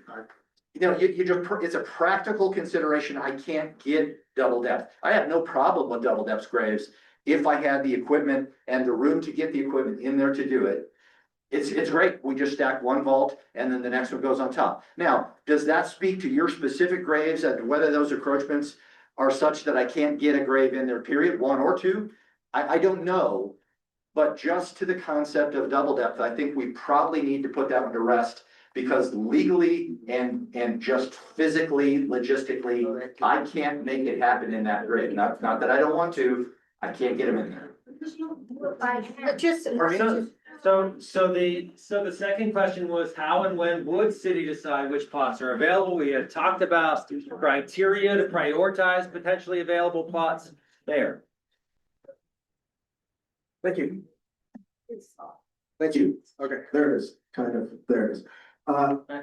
Ideally, as soon as possible. I mean, I'm gonna be really direct with you. Ideally, as soon as possible. And if we're able to come out of this room today with an answer that we can bring as a recommendation to the rest of council, today, we want an answer and a solution today. However, just in this very room, I have heard people tell me, you have to look at this before you make a final decision. That kind of extends things, right? So it's a process. We're gonna try to find middle ground. We're gonna try to find something that works for everyone.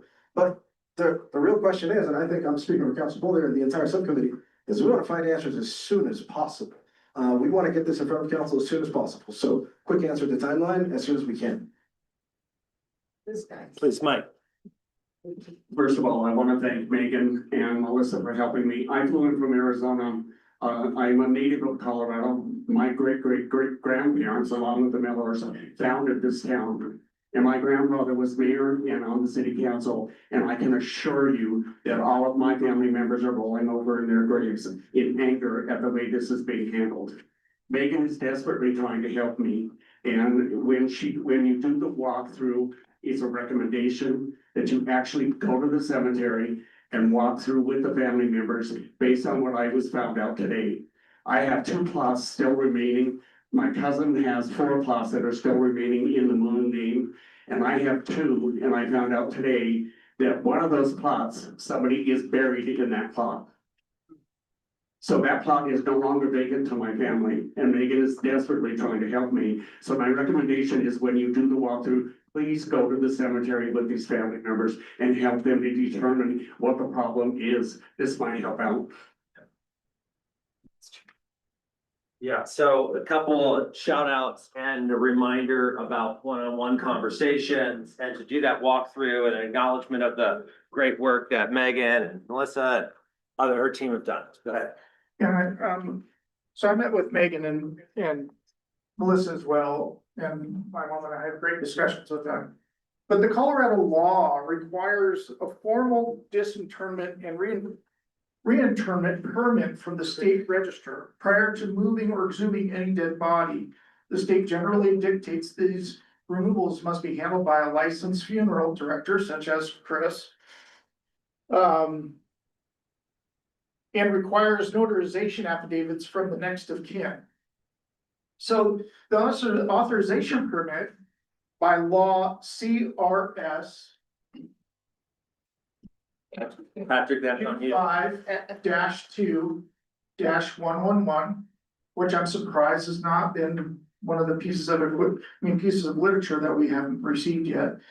Regulatory, it says that no body or fetus may be disinterred without official authorization permit issued by the state register to a licensed funeral director or a person acting as one.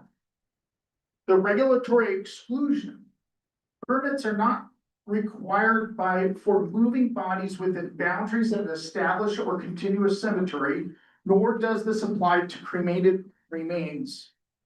Additionally, county coroners do not need a permit when exhuming bodies as part of an official investigation. Now, official investigation, I'll have to figure out what that is, because I don't know if they're meaning that it's somebody who was murdered or something like that, or somebody was placed in the property. Next of kin consent to secure permit, state protocol demands a notarized affidavit from the next of kin or the person who is lawfully custody of the remains. Which is another difficulty, because if they did not secure legal permit to be buried there, then there's going to be a workaround potential, right? Because if that's the case, you can then probably disinter or remove that body if it was not legally placed. So there's some other things that I don't think we've really dug into this far enough, and that's why I asked for attorneys to get involved so that we have full understanding to the law. Not a funeral director, not city, but actual attorneys. Anyways, so, and then lawful custody remains and specify their relationship to the deceased or person in the details. And then commercial restrictions under local ordinances, such as Colorado Springs has a few, but it is unlawful to exhume a body specifically to vacate a burial space for resale. Right, so we're not talking about resale because these were already sold to us, and Bev was some of that. Who was helping us with that in the past. It is unlawful to exhume a body specifically to do this, and if the removal violates the expressed or implied wishes of the deceased. So if you don't have the deceased permission, or you didn't get it to begin with, there probably is going to be some loopholes. I'm just assuming this because I'm not an attorney. Unfortunately, I'm just a nurse who takes care of vets every day. So I don't have a true understanding to it, but I hope that you guys have attorneys that are a part of the city that can look into this and find out more, and specifically because. You want to look more into disinter exhume. I hear that from a number. I think we need to know legally what that means, because if those remains aren't in record, right? If they're not record and recorded, then were they buried illegally to begin with? And if that's the case, then what does the law do to then circumnavigate it? And I know this is a creepy thing, and there's a lot of, it's not great, but the reality is that, again, and Megan and Melissa, I said this to you, it's still the liability of the town, and unfortunately it's on your shoulders to now make sure that we do the right thing for the people that actually have the deed to the plot. And make sure that it's, legal and available, yeah. Okay. Yeah, so just make sure that we hear that, and I heard a couple of other. I guess that means yes to the idea about really exploring disinterring, exhuming existing burials and what the parameters are around that. Here's some of this, and we're gonna keep moving this way. So Chris, I do have a question. When you were talking about vertical stacking. So with the false positive and the false negative. So when you were talking about that, Can you speak into the microphone? so Come up here those front. Listening online can hear. Come up to the front. it goes in and out and I am very loud. I will raise my voice. The problem is that folks online can't. That's the problem, is if you don't. Anyway, with the false positive and false negative. Something supposedly is in my mom's gravesite. So that being said, it could be from the pine tree that's right there. When my dad was buried, everything was fine and he was good to go. So first, my first question is, and I think I probably speak for a lot because we've all been talking, is why can't you figure out who wants to be casket burial in their plot? And then you did, and you see. And if something's there, then my mom will have to make a decision on what she wants to do. Then on top of that, when you talked about vertical stacking, so you said 8 feet. So I assume since my dad was buried, he is only 6 feet down, so vertical stacking on top of my dad would not be an option? Okay. Yeah, he's 5.5 feet down. I never jumped. I'm just telling you, he's 5.5 feet down more than likely, which means by the time we put another on top, we'd end up with about a foot between the casket and the curtain. We can't. Hey, Kristen, Hold on. Then my other question is, so it's my dad, my mom, and then we have another plot, okay? So say there is maybe something there, it's suspicious, we don't know. Since it's my dad, her, and then another one of my mom and dad's plots, what if she could go cockeyed? What if she could go horizontal? My dad's horizontal, but she can go vertical.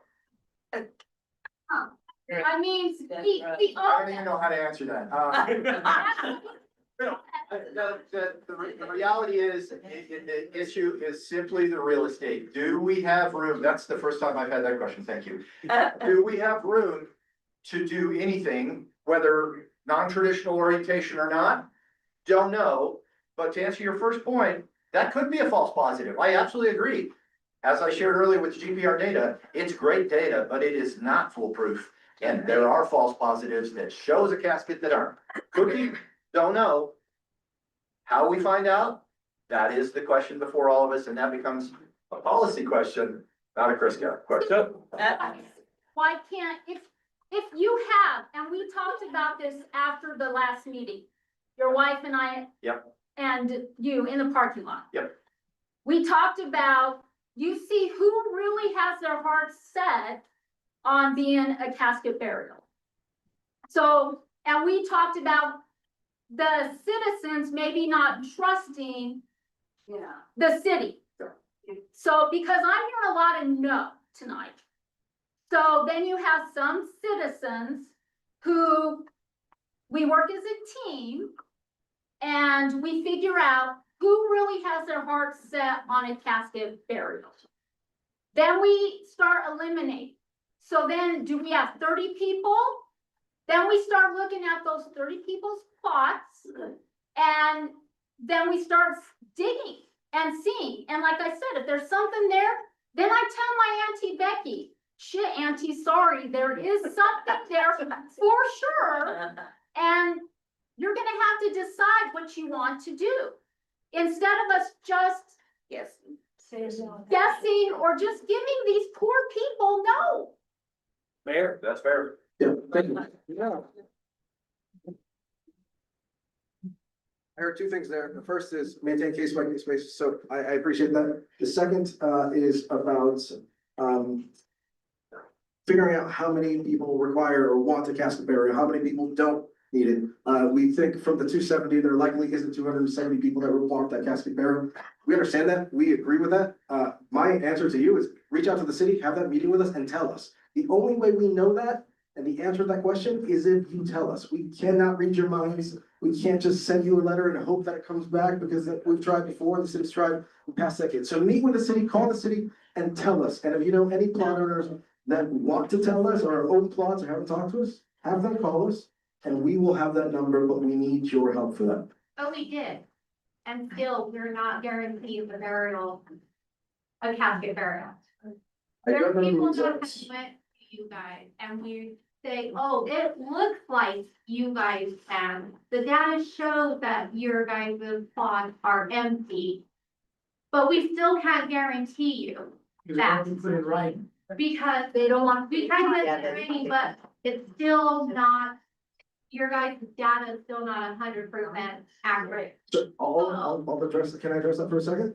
If we want to put it in writing, I'm more than willing, and I think our counselor here, the member of the subcommittee is more than willing. And tonight, the answer that we all come to is, let's do a case by case basis, and for what we believe is a potential plot that could be used according to the GPR data and all the analysis that we have.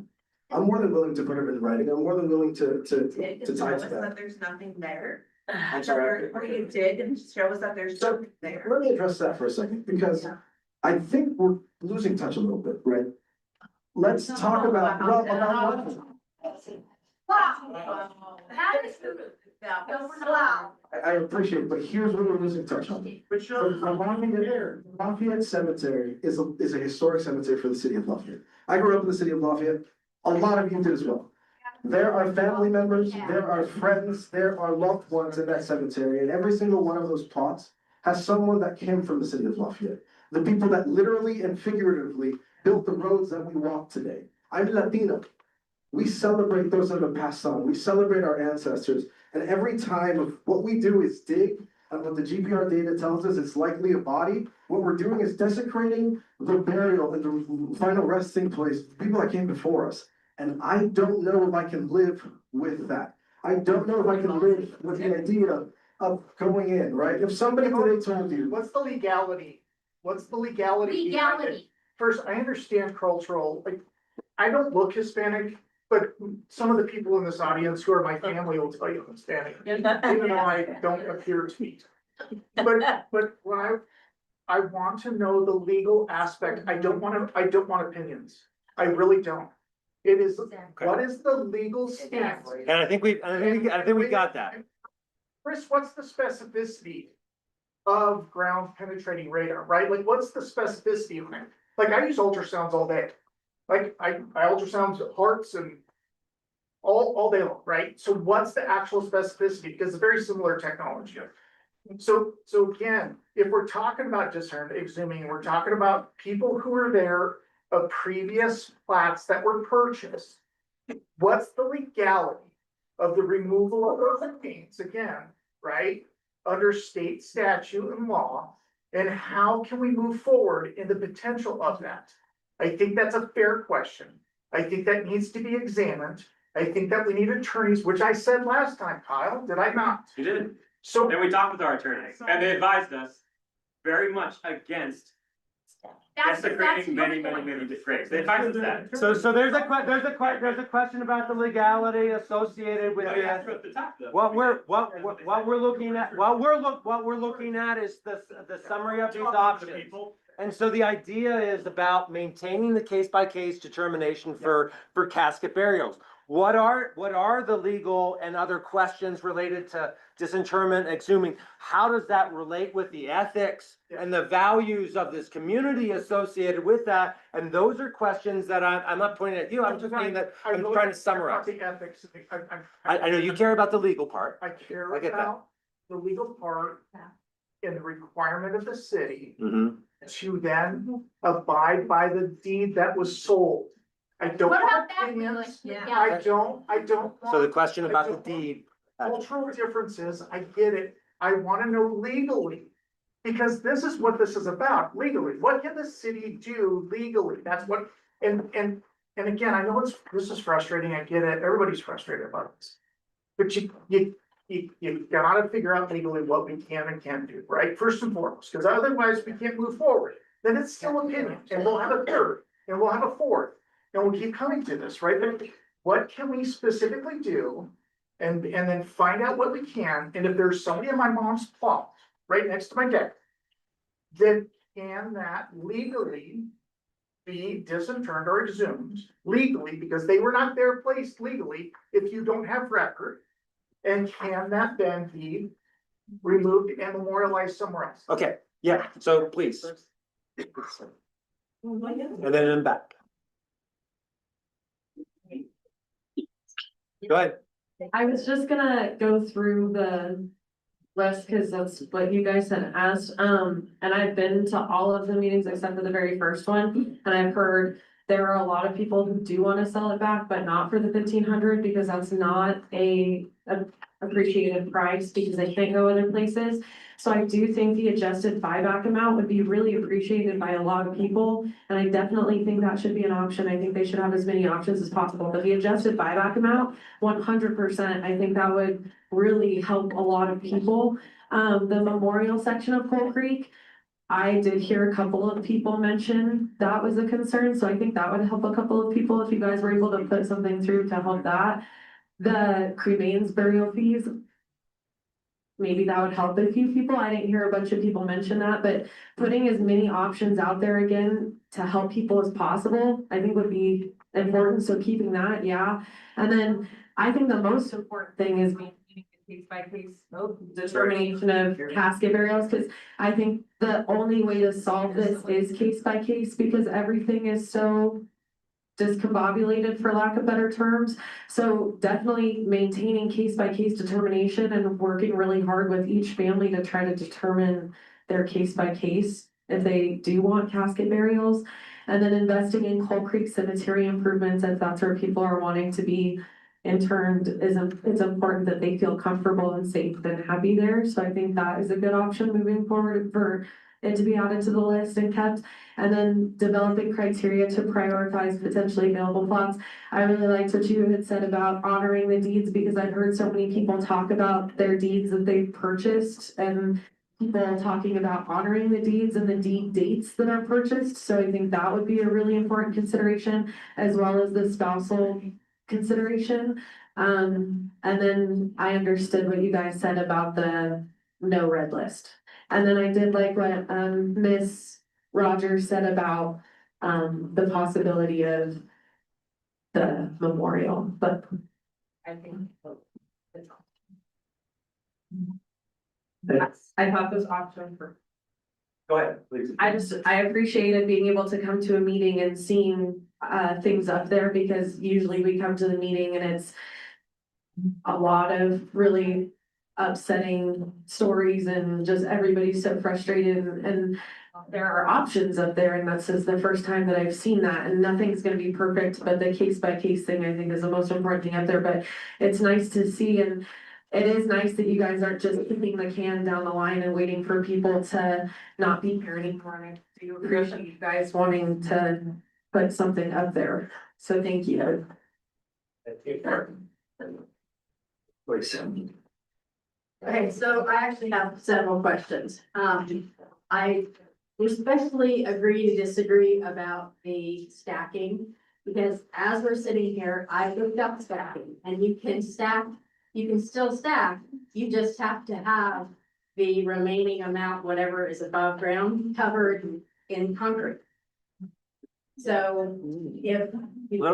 Mike, a little closer. So if you could, you know, put a piece of plywood between the two, dig as far as you can, put a piece of plywood between the two, and if the road, what the remaining is showing, just have it encased in concrete, why can you not stack?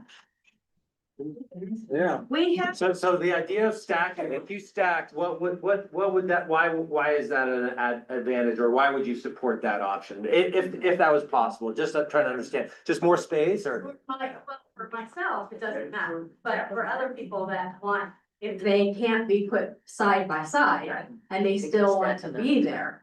If you can dig down, even though they're 6 feet down, if you could dig down 4 feet, leave 2 feet of space between the two, put a piece of plywood and put the casket on top of that, and then encase the remaining that's on top in concrete. Why didn't you do that? Well, and they're in a vault. Right. Okay, so that's an option. We can talk a little bit more about sort of vertical stacking and the challenges of that. You had a couple of other things. Yeah. My mom passed away. We went to the city, we have several plots. She was buried, she wanted to be cremated, which was fine. She was put next to my dad. We got this whole folder from the city and it's got a lot in space report. It has, the deed number. It's got, the first one that's on top was from my dad. It says when he, passed away, if he was cremated, if he was interred.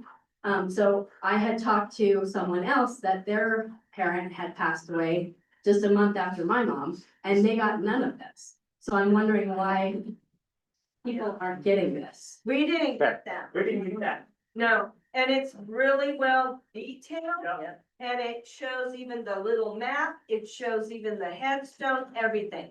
Okay, And so that level of detail, and I don't know what it is that you're holding, but sort of as a model for kind of information that was helpful to you, is that, and Well, that's what we got from the city. The library will be closing in 15 minutes.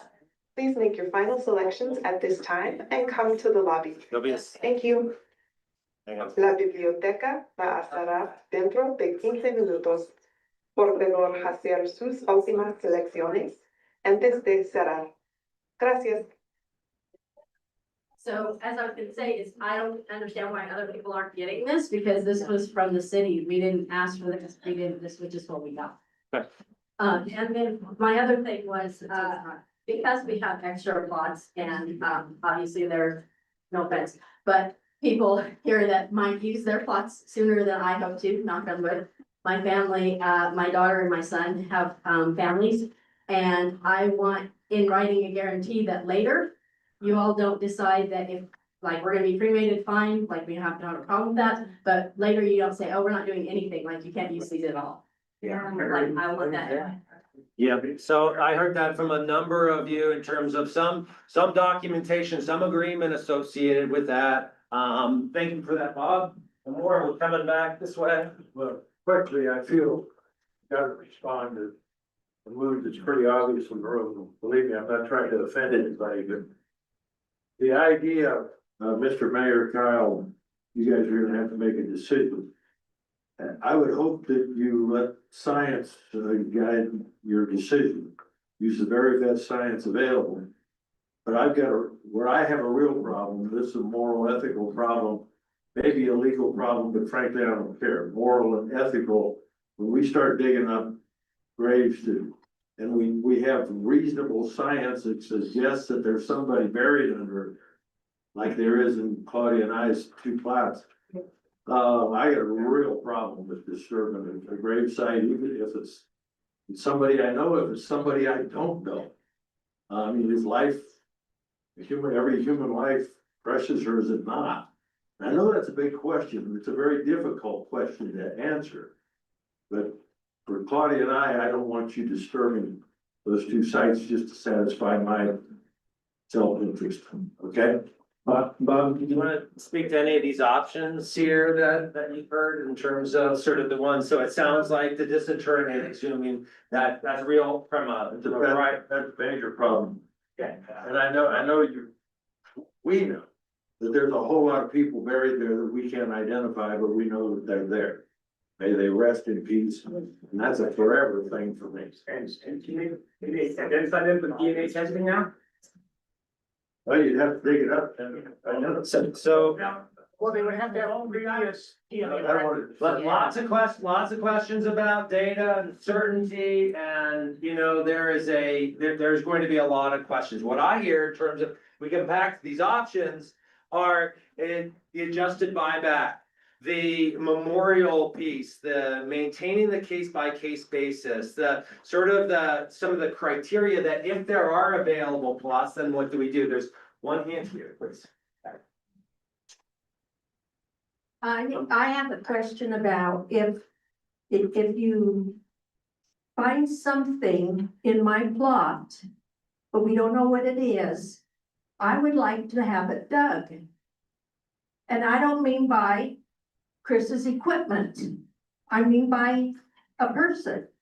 Because they dug graves like that forever And I don't know why they can't do that since he can't get his equipment in there. And if it's a rock, take the dang rock out and then I can be buried. If it's a person, that's different. I know. You know, and I'm sorry, Bob, I respect you. But I do care if there's a body in there, I wanna know it's a body in there. I don't wanna know, oh, it might be a rock, it might be a tree, it might be roots, it might be this, it might be that, but you have to be, cremated. That's what I was told. And you bought a deed. Yes. So, and I know the paperwork is crazy, but I don't either. So I would say, Bob, that if my dad wasn't already laying there waiting for my mom, and if they didn't already have a headstone there, then to be honest with you, I don't know. In hindsight's 20/20, but I would like to think that my mom and dad would say, okay, maybe we'll go to Broomfield. But my dad is laying there. My mom's name is on a headstone. So my mom wants to lay next to my dad. So it's a problem. If my dad wasn't there, I talked to my parents, but my dad is there. And she wants to lay next to her husband. It's a problem. I'm prioritizing folks who haven't had a chance to speak yet. Thank you. I just wanna address this because, there's a major water main that goes around on Baseline Road. And it has had major problems, and some of your leaks have gone catastrophic. And I do think that why things have moved around in that cemetery is because of water leaks. I know that they let one go for 8 years. And Baseline Road, and this was my line, and I live on Baseline Road. And I swear that that's what has happened to move things around in this cemetery. You know, our ancestors were not stupid. That cemetery was built on a natural fault. The natural fault was just to the north of it there. And it runs, you know, up by Vermont Avenue and down along like, you know, behind Pioneer and Elm Street and this. And that's why the cemeteries, your ancestor looks for places like this to put cemeteries. So if there is a flood or something, it wicks away the water. But I think that your city administrators, and I'm not blaming the ones that are now, it was your prior ones, because this happened in 2011. They let it go till it was not fixed until 2019. It took out the gas tanks that you pump it. And that is an incredible amount of water. And it was an incredible amount of water. And now when they unearthed that main, it's huge. I didn't realize that that water main is huge, and it has not been addressed for years. It's always been a headache for the city. I'd like to know what you plan on doing with this infrastructure too. I do. But I do think your infrastructure has been quite a bit of the problem down there. Because like I said, I know, and these leaks do not come to the surface. That water main is probably 30 to 40 feet deep. It is huge. You have little tiny feeder lines that's coming up into the water meters. It was broke right down there by that main line. And they are huge lines. They're not little ones. I say to people, it looks like something that fell off the Titanic. Those stacks that, you know, were falling into the, you know, water. That's exactly what it looks like. To me, it looks stainless steel. I have seen it because I went out there. But somebody had told me it's probably black iron because it's been out there a long, long time. They don't come to the surface because they're so far down in there. They have to go catastrophic. It went catastrophic. I do want to know how, you know, because I do think that, you know, your prior administration, they just wanted to get retired and get out of there. But it had gone kind of catastrophic. I have photos of it. I know what I'm talking about. I've seen it when they opened it, that road up, they opened it up twice. And so I know what I'm talking about, and it makes sense that it has gotten into this cemetery. We'll look at that. Did you say 2011?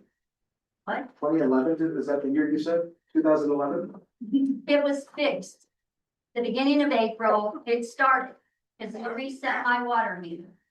But they have a way of diverting these, and I think that your city administration has relied on this natural fault to whip away the water.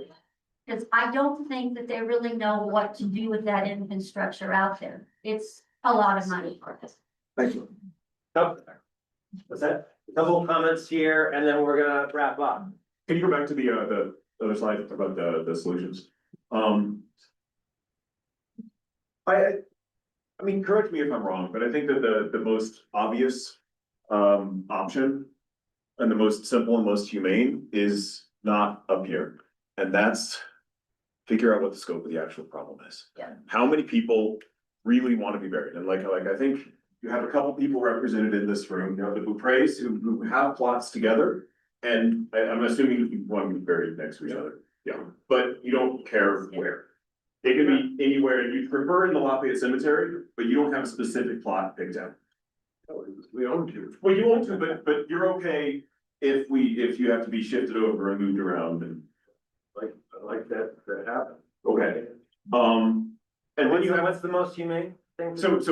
and then you have the people like Kathy Erickson or Dolores Lopez who have loved ones in the ground and they have a specific place that they want to be buried, right? So if you take the 270 plots that are open and you talk to each one of the people who own it and you figure out a story, a path forward. And I understand that some of these conversations are happening with the city, but if you talk to the people and you figure out for every single one of those 270 plots, you know what the desired outcome is. The person either wants to be buried in that specific spot or is close to it because they have loved ones in the ground. They just want to be buried in the Lafayette Cemetery because they have family roots here. They're okay being cremated or they're okay moving to another cemetery. They're okay getting the buyout. If you had that information, but that's not just maintain a case by case, like this is But then you can know. this is a proactive approach that the city could take to reach out directly to the families and get this list put together. Because if it's 30 people that really have a specific location or really want to be buried in with a casket burial, that's not as big of an issue as 270 people. And if we knew, please don't interrupt. Wrap up. Because that's in fact what the staff has been doing. Well, okay, that's what not, they've been- no, That's what because this card is please about. stop talking. Please stop talking. Please. Now, what the staff has been doing, and I understand that some of these conversations have happened, but from the get-go, the presentation, even in the presentation that was delivered here today, what was told to these people is these are the three options that are currently on the table. And if you don't like those three options, then you have a case-by-case basis. I understand.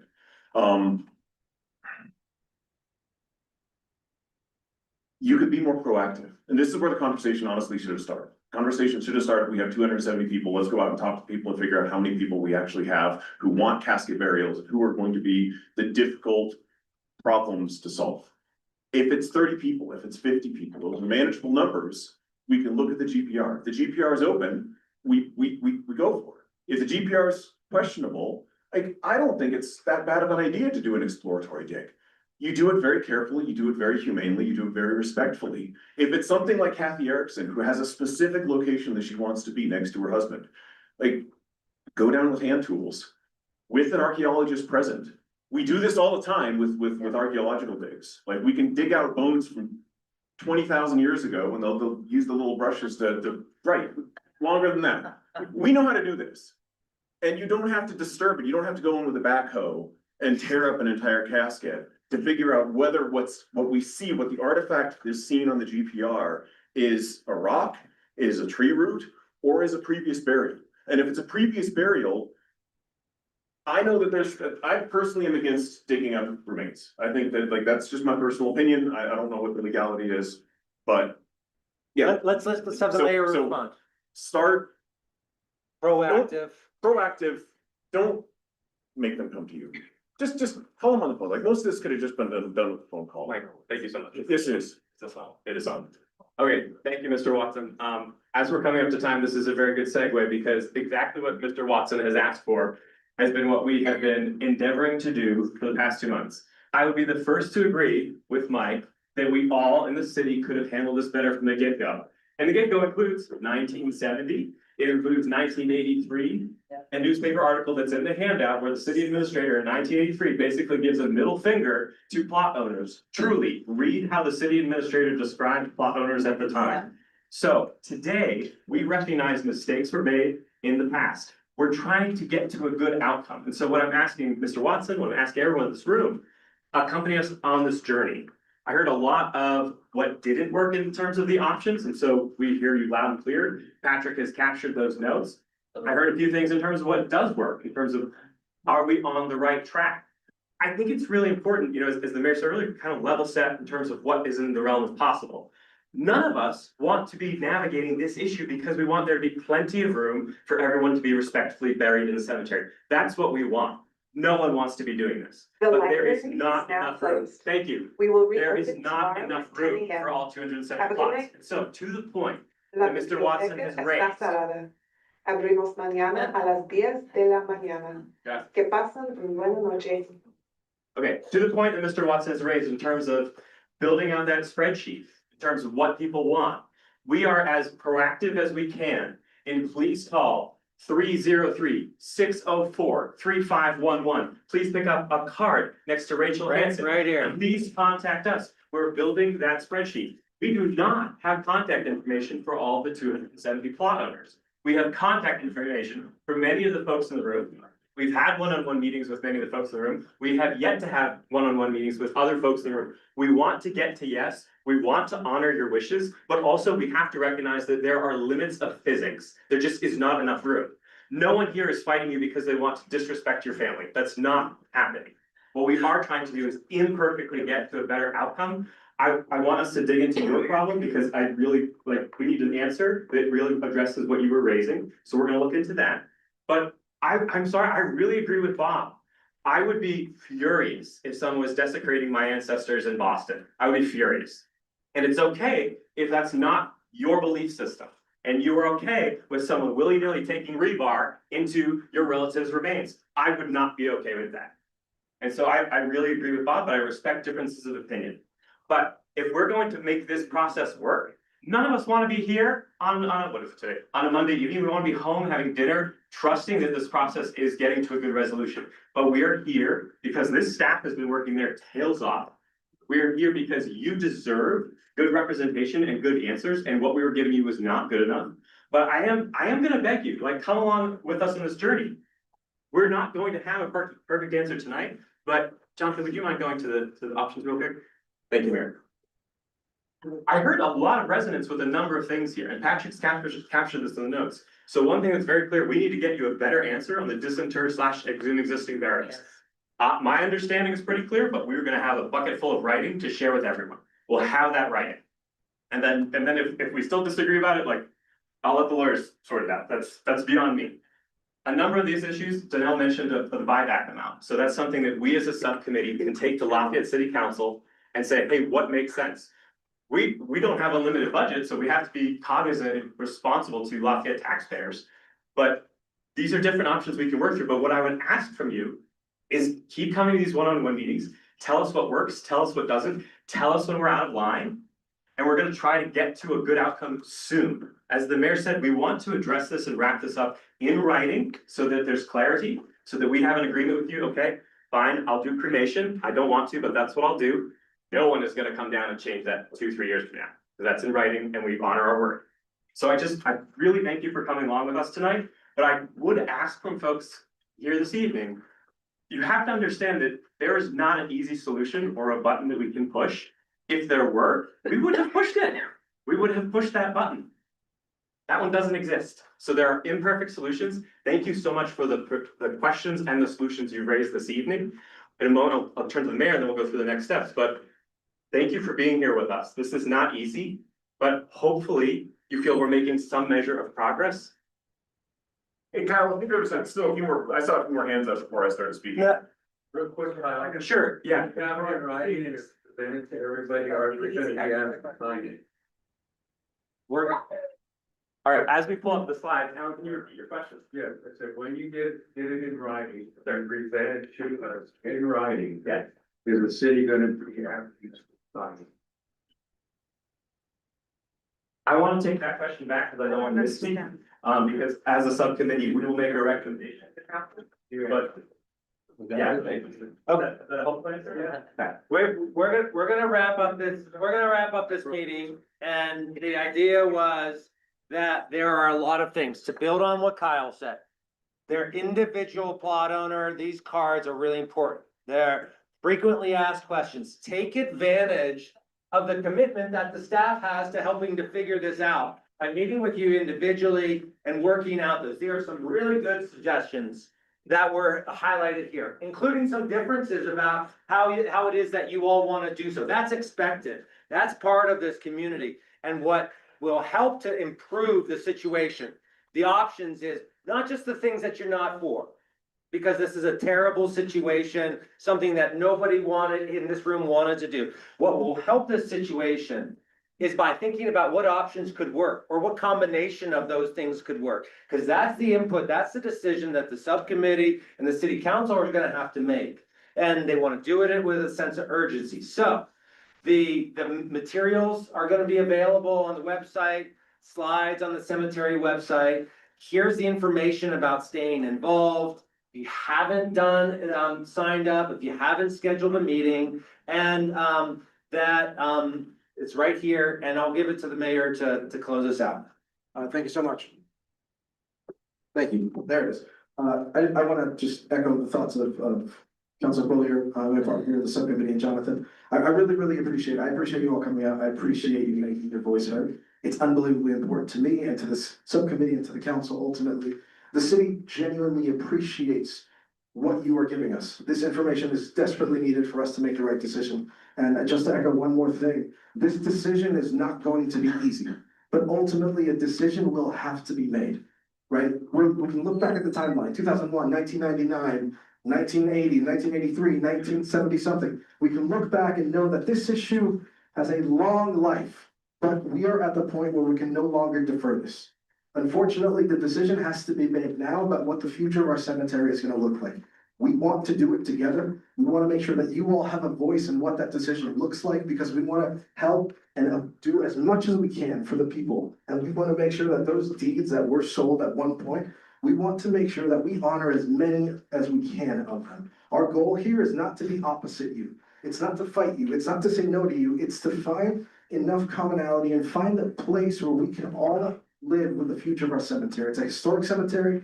It's a cemetery that's gone through a lot. It's a cemetery that by every single account is well over 100 years old. And this issue has been going on for decades. So this decision has to be made. We just want to make the right decision, and we want to do it with you all. So thank you all so much for coming. Have a great night.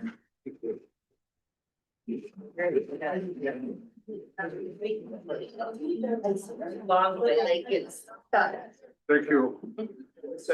you, Frank. Well, nice.